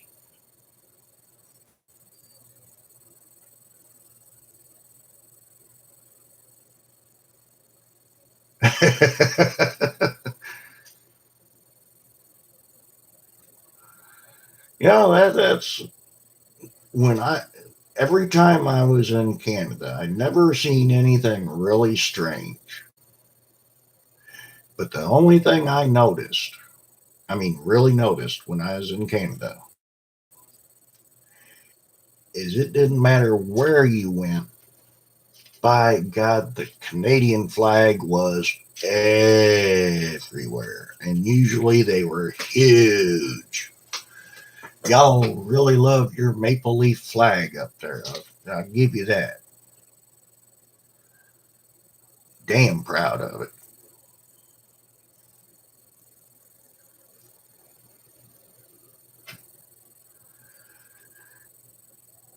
But yeah,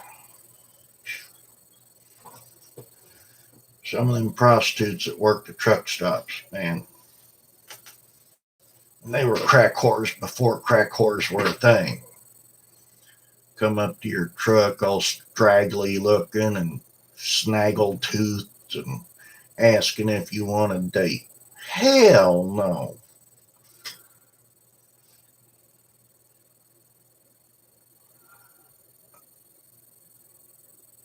Uh huh.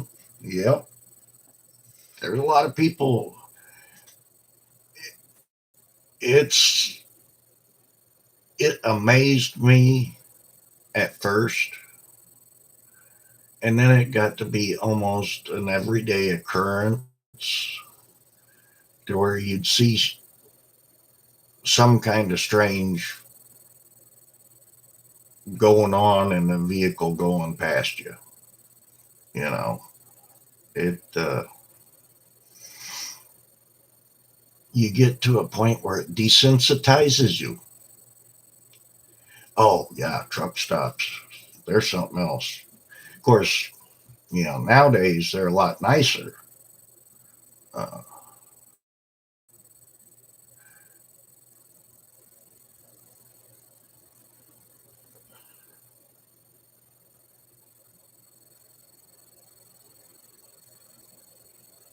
oh my God, yeah. Some of them gals are hard up, and there's a lot of them that you can look at them and they've been rode hard and put away wet. Not a pretty picture.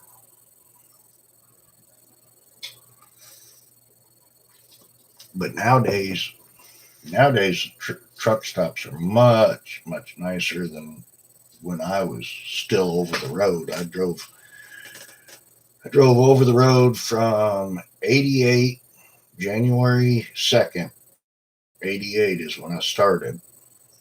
And I drove until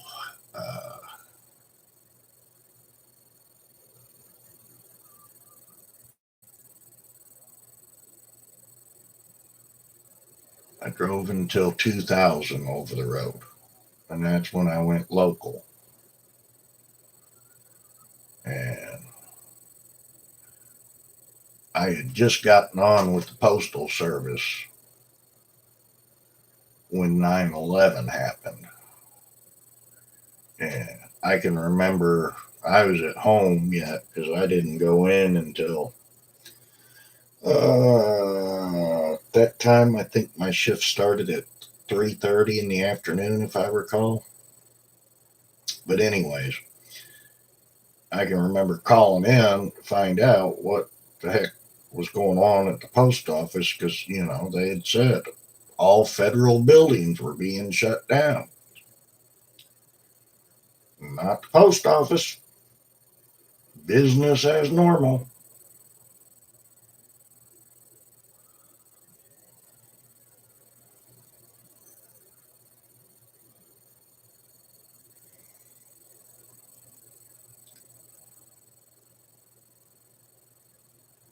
But yeah, you see all kinds. It's just like, even when I was driving local and doing the yard mule there at the main post office, right next door to the main post office in St. Louis is what the hell they call it now. First it was Keel Center, then it was Savas Center. I think now it's Enterprise Center, but it's where the St. Louis Blues hockey team plays. It's right next door to the main post office. And if there was a blues game or a concert over there, you had to deal with all the people trying to walk over there and everything, get trucks in and out of the yard and all that. And trucks would be pulling out of the driveway, and people would go underneath the trailer because they didn't want to walk around that truck. And yet, that truck's going to pull out, and they're going under the trailer. Hell, one time I went down at that point, our drop lot for like empty trailers and whatnot was just a block away. It was under the highway, right next to the railroad tracks. I went down there to pick up an empty trailer so I could put it in the dock. And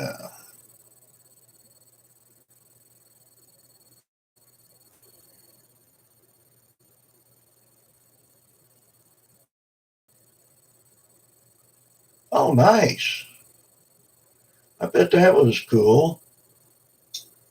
I wouldn't mind seeing that. But like I was saying, I don't know what made me do it. But I was driving the yard truck, went down there, got out the back door of the truck, put the airlines on and everything.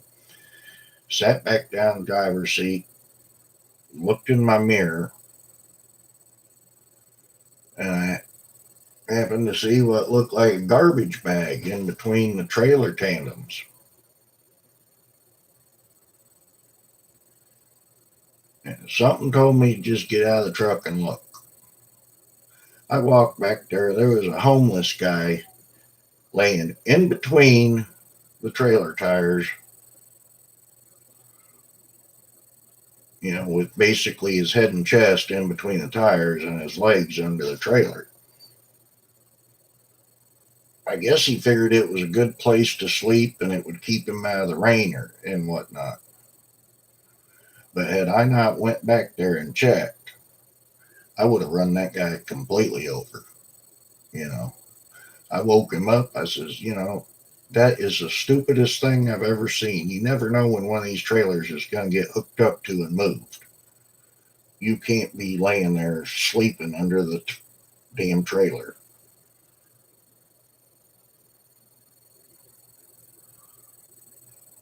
But yeah, them record drivers,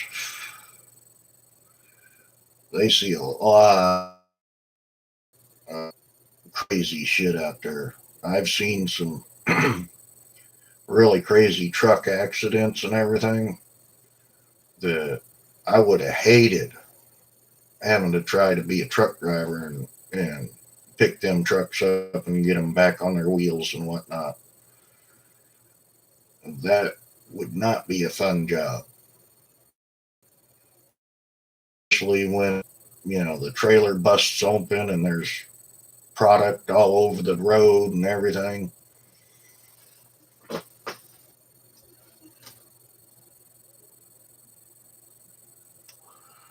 Well, you can do that, Contel. I had a special made hose, but and it had a glad hand on the one end, and then tire chuck on the other end. I think I had about 75 feet of hose, but you'd hook it right up to the trailer air supply, and yeah, you can air your tires right up.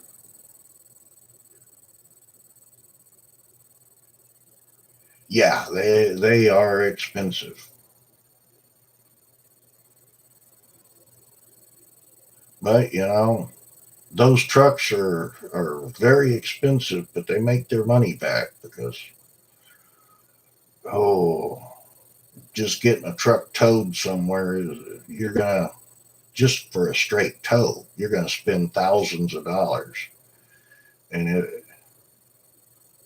if it you know if the truck's rolled over or something like that, it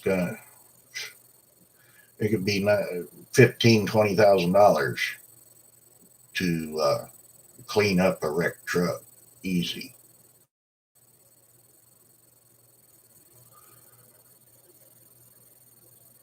Oh yeah, that's probably the biggest thing making the independent truck drivers go out of business is the insurance, because you've got all these huckster lawyers that uh, that's their specialty, suing trucking companies and suing truck drivers. We've got one of them shysters down here that advertises on the one news station, and it's one of them like Steve gets aggravated with. It's one of them damn autoplay ads. Whenever I go to their news website, that stupid commercial starts to play.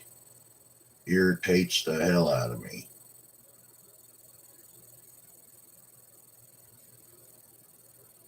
Oh yeah, that don't surprise me. Weather gets bad, the prices go up.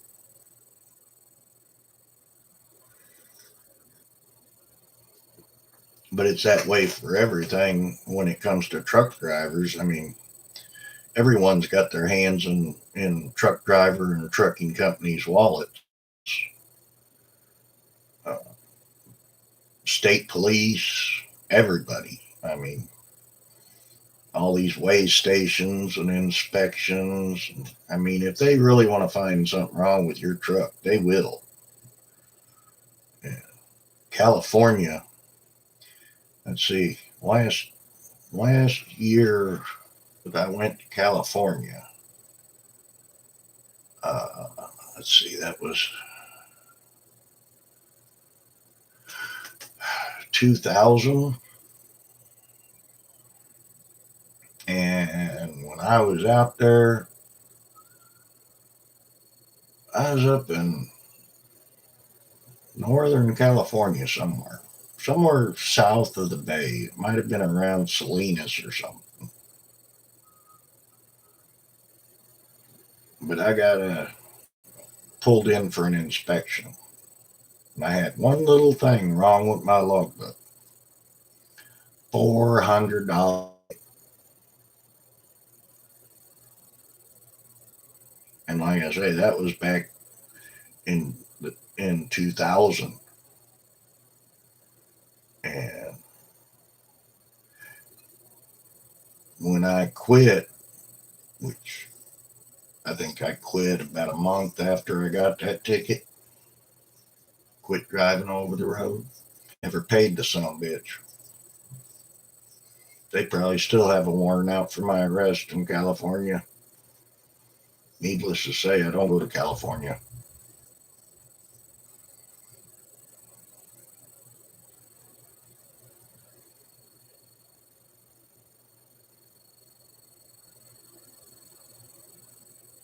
Yeah, yeah, that happens a lot more than you think.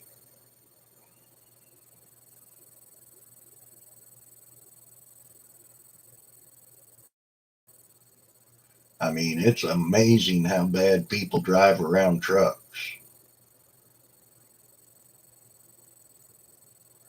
I've had some really, really close calls. Let's see, I was only involved in one accident, and that wasn't even my fault. And that car was totaled before it ever touched my truck.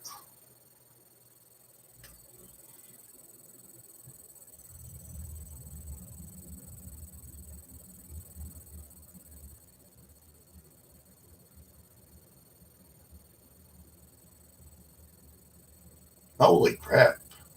Yeah.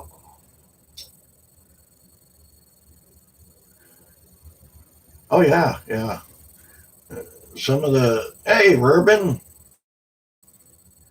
some of the average people figure, oh, well, that truck's got 18 wheels, so it has 18 brakes. It can stop a lot faster. Not with 80,000 pounds on. It takes about a football field to stop a truck when it's fully loaded and rolling at 65 mile an hour.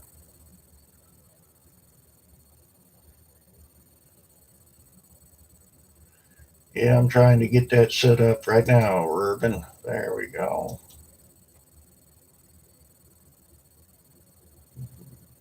Come on. There we go. Got it now. Yeah, hell, one night going over the hill at Flagstaff, I had one truck pass me up like I was sitting on jacks. Next thing I know, I come up over a little rise, and I couldn't figure out what the hell I was looking at. So I started to stop because there was lights, but I couldn't recognize what the hell they were, because here it is, middle of the night. This guy that just passed me somehow managed to flip his truck over on its side all the way across the entire interstate. And I was looking at the marker lights on the side of the trailer that's usually about 4 foot off the ground, but these were, you know, way up there. I couldn't figure out what the hell it was until I got right up to it. I just I just knew there was something in the road.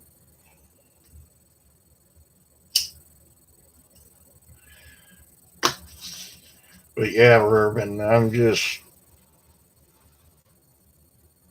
just got thinged a little while ago and been testing it out, seeing if I'm able to actually stream with my shitty ass internet.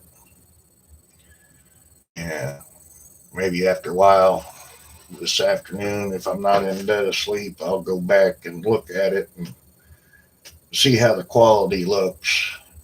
I mean, if I could stream like this during the day, that would be great. But uh, that's basically what this is test stream. You know, just hanging out with all y'all.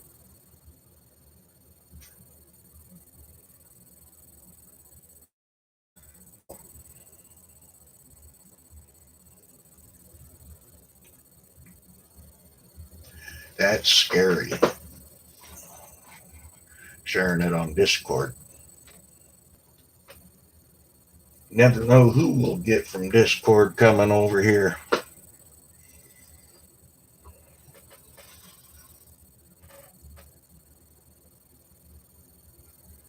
That's good to know. That's good to know, Contal. I appreciate it. Like I say, for some reason, this computer can handle it better than my gaming computer. So I'm actually rather pleased with it. I don't hardly ever use this computer. It's the wife's. She don't come in here and get on it. So it sits in here in my office, taking up space. And I figured, well, hell, maybe I can use that to stream. Because I was telling the other guys, uh, tonight I'll be doing a lot of computer work on my main computer, so it's going to be down and offline for however long it takes. Yeah, I kind of thought, well, maybe I'll pull a Steve and show an unboxing of my computer case and and just show me working on my computers and you know being silly like Steve does. I don't think I'm as animated as Steve though. He gets worked up real easy.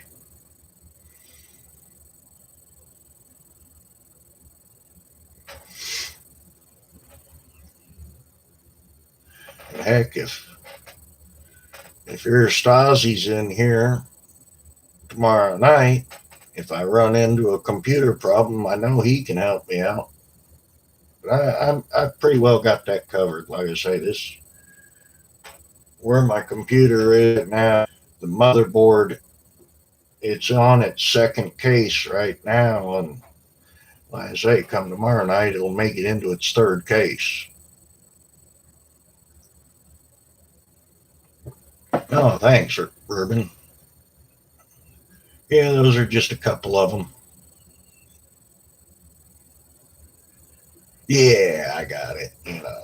It ain't no problem to build one and whatnot. Only thing, like lately, bought an SSD, and I wanted to make it my main uh, hard drive, so that my games and everything would load faster, than the standard hard disks that I have. But I'll tell you what, yeah, I'll probably do that, Bourbon. Like I say, I'll probably be doing a little bit of everything besides just shooting my mouth off about whatever has got me worked up. Uh,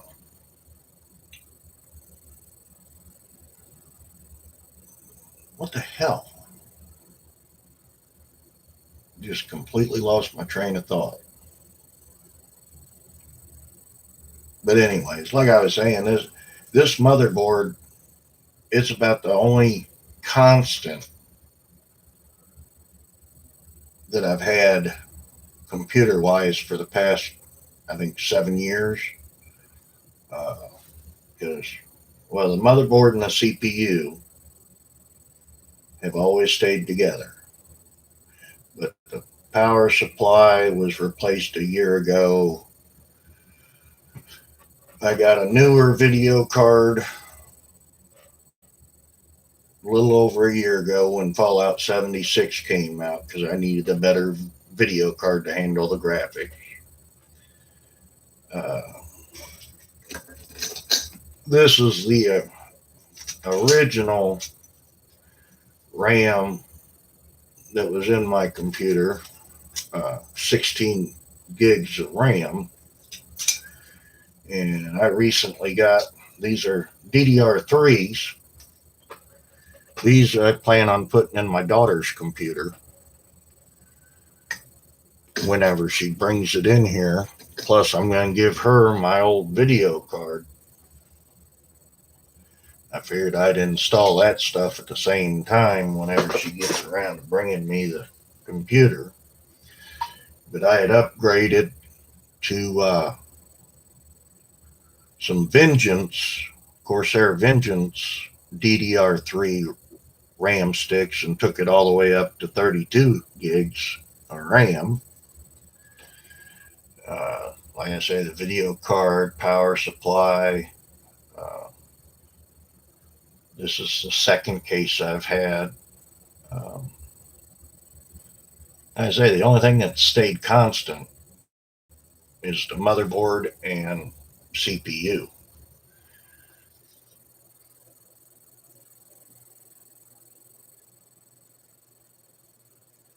Oh, that's no problem. I don't know how Steve does it, uh,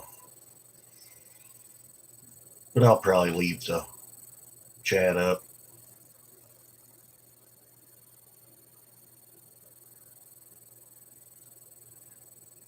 Yeah, I probably will at some point. And heck, if I don't know something, I'm sure Contao could help. And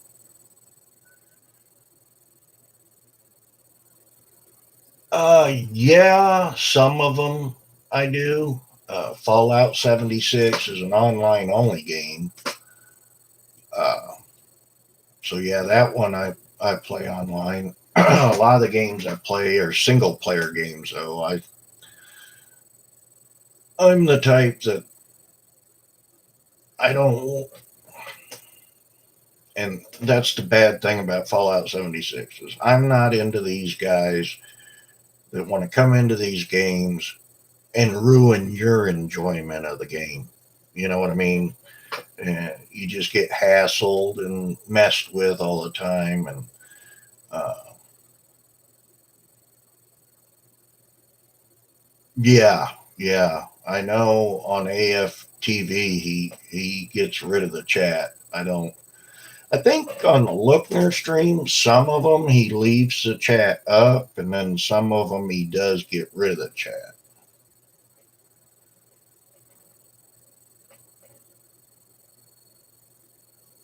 Yeah, I back here lately. I've been playing some Fallout New Vegas. I've got Fallout 1, I got Fallout 2, Fallout 3, Fallout 4, Fallout New Vegas, and I've got 76. And I find that I play Fallout 4 and New Vegas more than anything.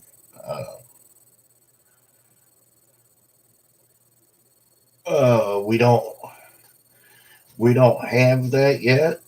Uh, and I mean, Steve would know about all that, but I think you have to have like 1,000 subscribers uh, to do that. I think the only way would be through my Patreon account is the only way I know because I don't. I used to use PayPal years and years ago, but PayPal has become a ripoff, and same with eBay. I mean, I used to do eBay quite a bit, and I have a 100% uh, rating on eBay, but I haven't bought anything off of eBay in a year and a half. I mean, uh, most of the stuff I buy now, I buy off Amazon. I can usually find it on Amazon cheaper than I can on eBay, and you don't have to worry about whether you've got the high bid or not. Yeah, I got turned off of eBay and PayPal a long time ago. So, uh,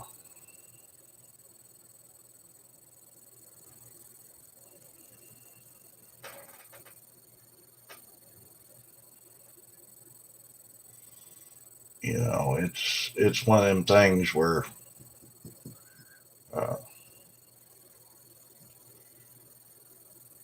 I haven't even set up the Patreon. I mean, I let's see, I've got my main Patreon account. I donate to Steve, uh, Lost in the Pond, and Duty Ron. Those are the three that I do Patreon with. And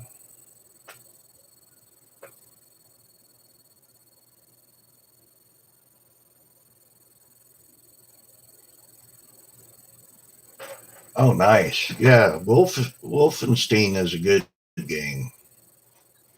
By the way, welcome, Baggins. Yeah, Wolfenstein is a good game. I've got a couple of those on my Steam account. I've got that, and I've got Far Cry 4 on my computer, and Just Cause 2. Let's see.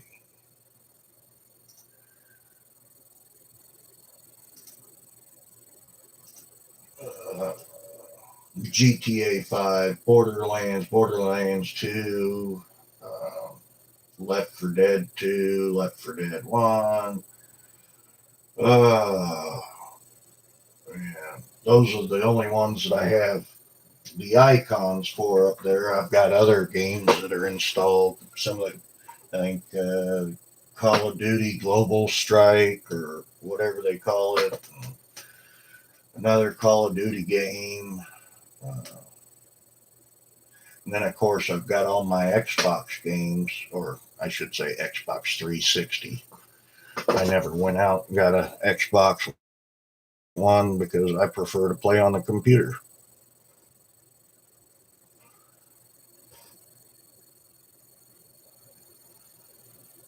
Oh, really, Garth?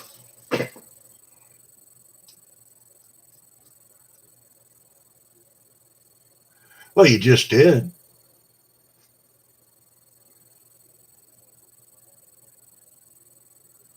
I won't even time you out for it. Now, that's not saying that maybe one of the other mods might.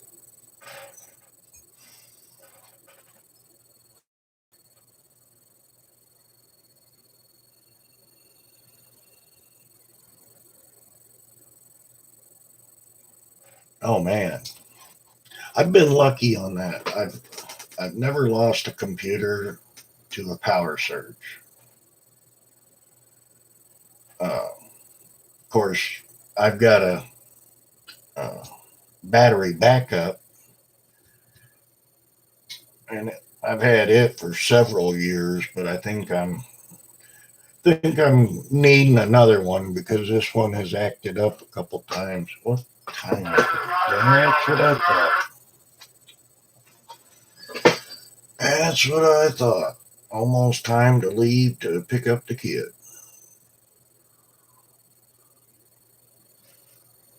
Yeah, that's the main reason I got the battery backup. Is that way I can save everything and shut my computer down. Uh,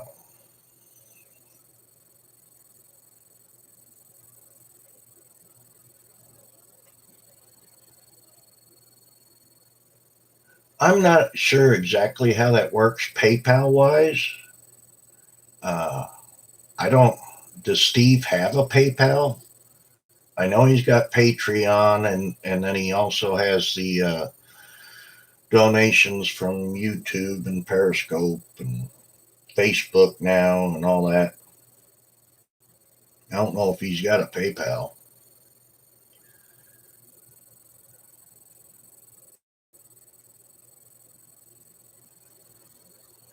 Oh, there you go. Down there in the land of Oz, you probably get plenty of sunshine all the time, except for when it's on fire and smoky.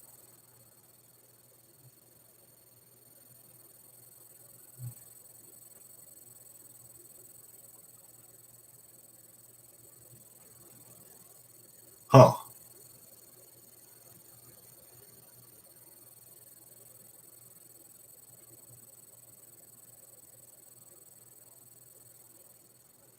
Yeah, like I say, I really don't know what all Steve has set up, but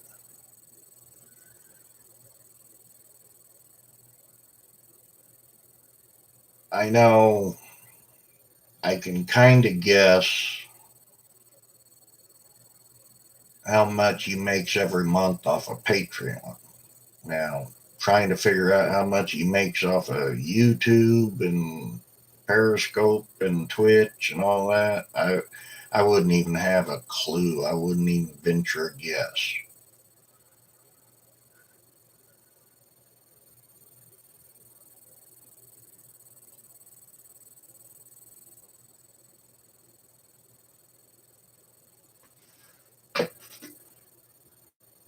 Turkey. You calling me a turkey? I wouldn't blame you. I say, Mark Hilton never comes in. I have to put on my Alabama hat.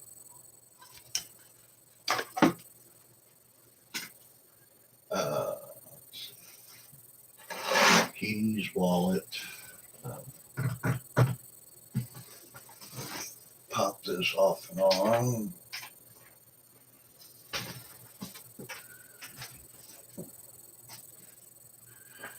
Yeah, you can't even see what my background on my other screen is. 101.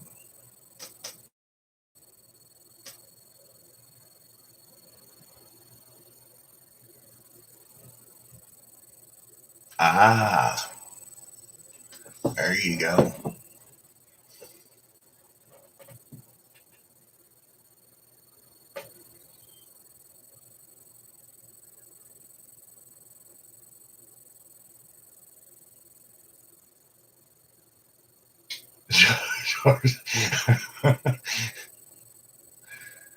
uh, I mainly follow Alabama. What? Mm,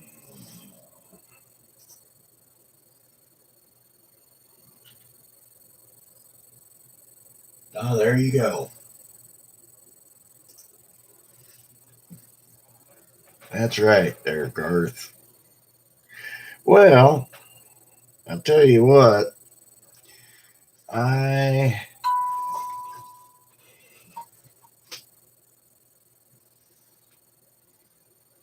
sometimes I hate having Slack on two different computers and it running at the same time. Let's see. But I'm gonna have to get up. Whoop. Why didn't I turn that mouse off? That mouse pretty much bit the dust. I have got to get ready and run into town and pick up my daughter since she gets off work at 7 o'clock in the morning. And if I'm not there at 7 o'clock, she's ringing my phone. Where are you? wherever the hell I feel like being. That's where I am. I haven't even asked her for gas money yet this month. Figure if I have to drive her around, by God, I want to have some of that gas money.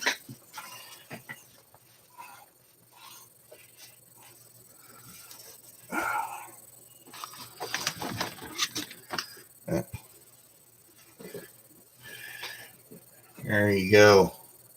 Contao Creek. That's the hat I wear normally.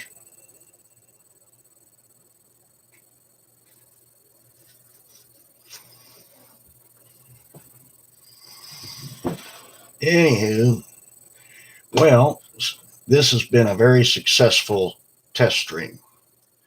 I do appreciate all the help, all the support. Uh, I say, well, Urban, I'm going to uh, try to be on tonight. Uh,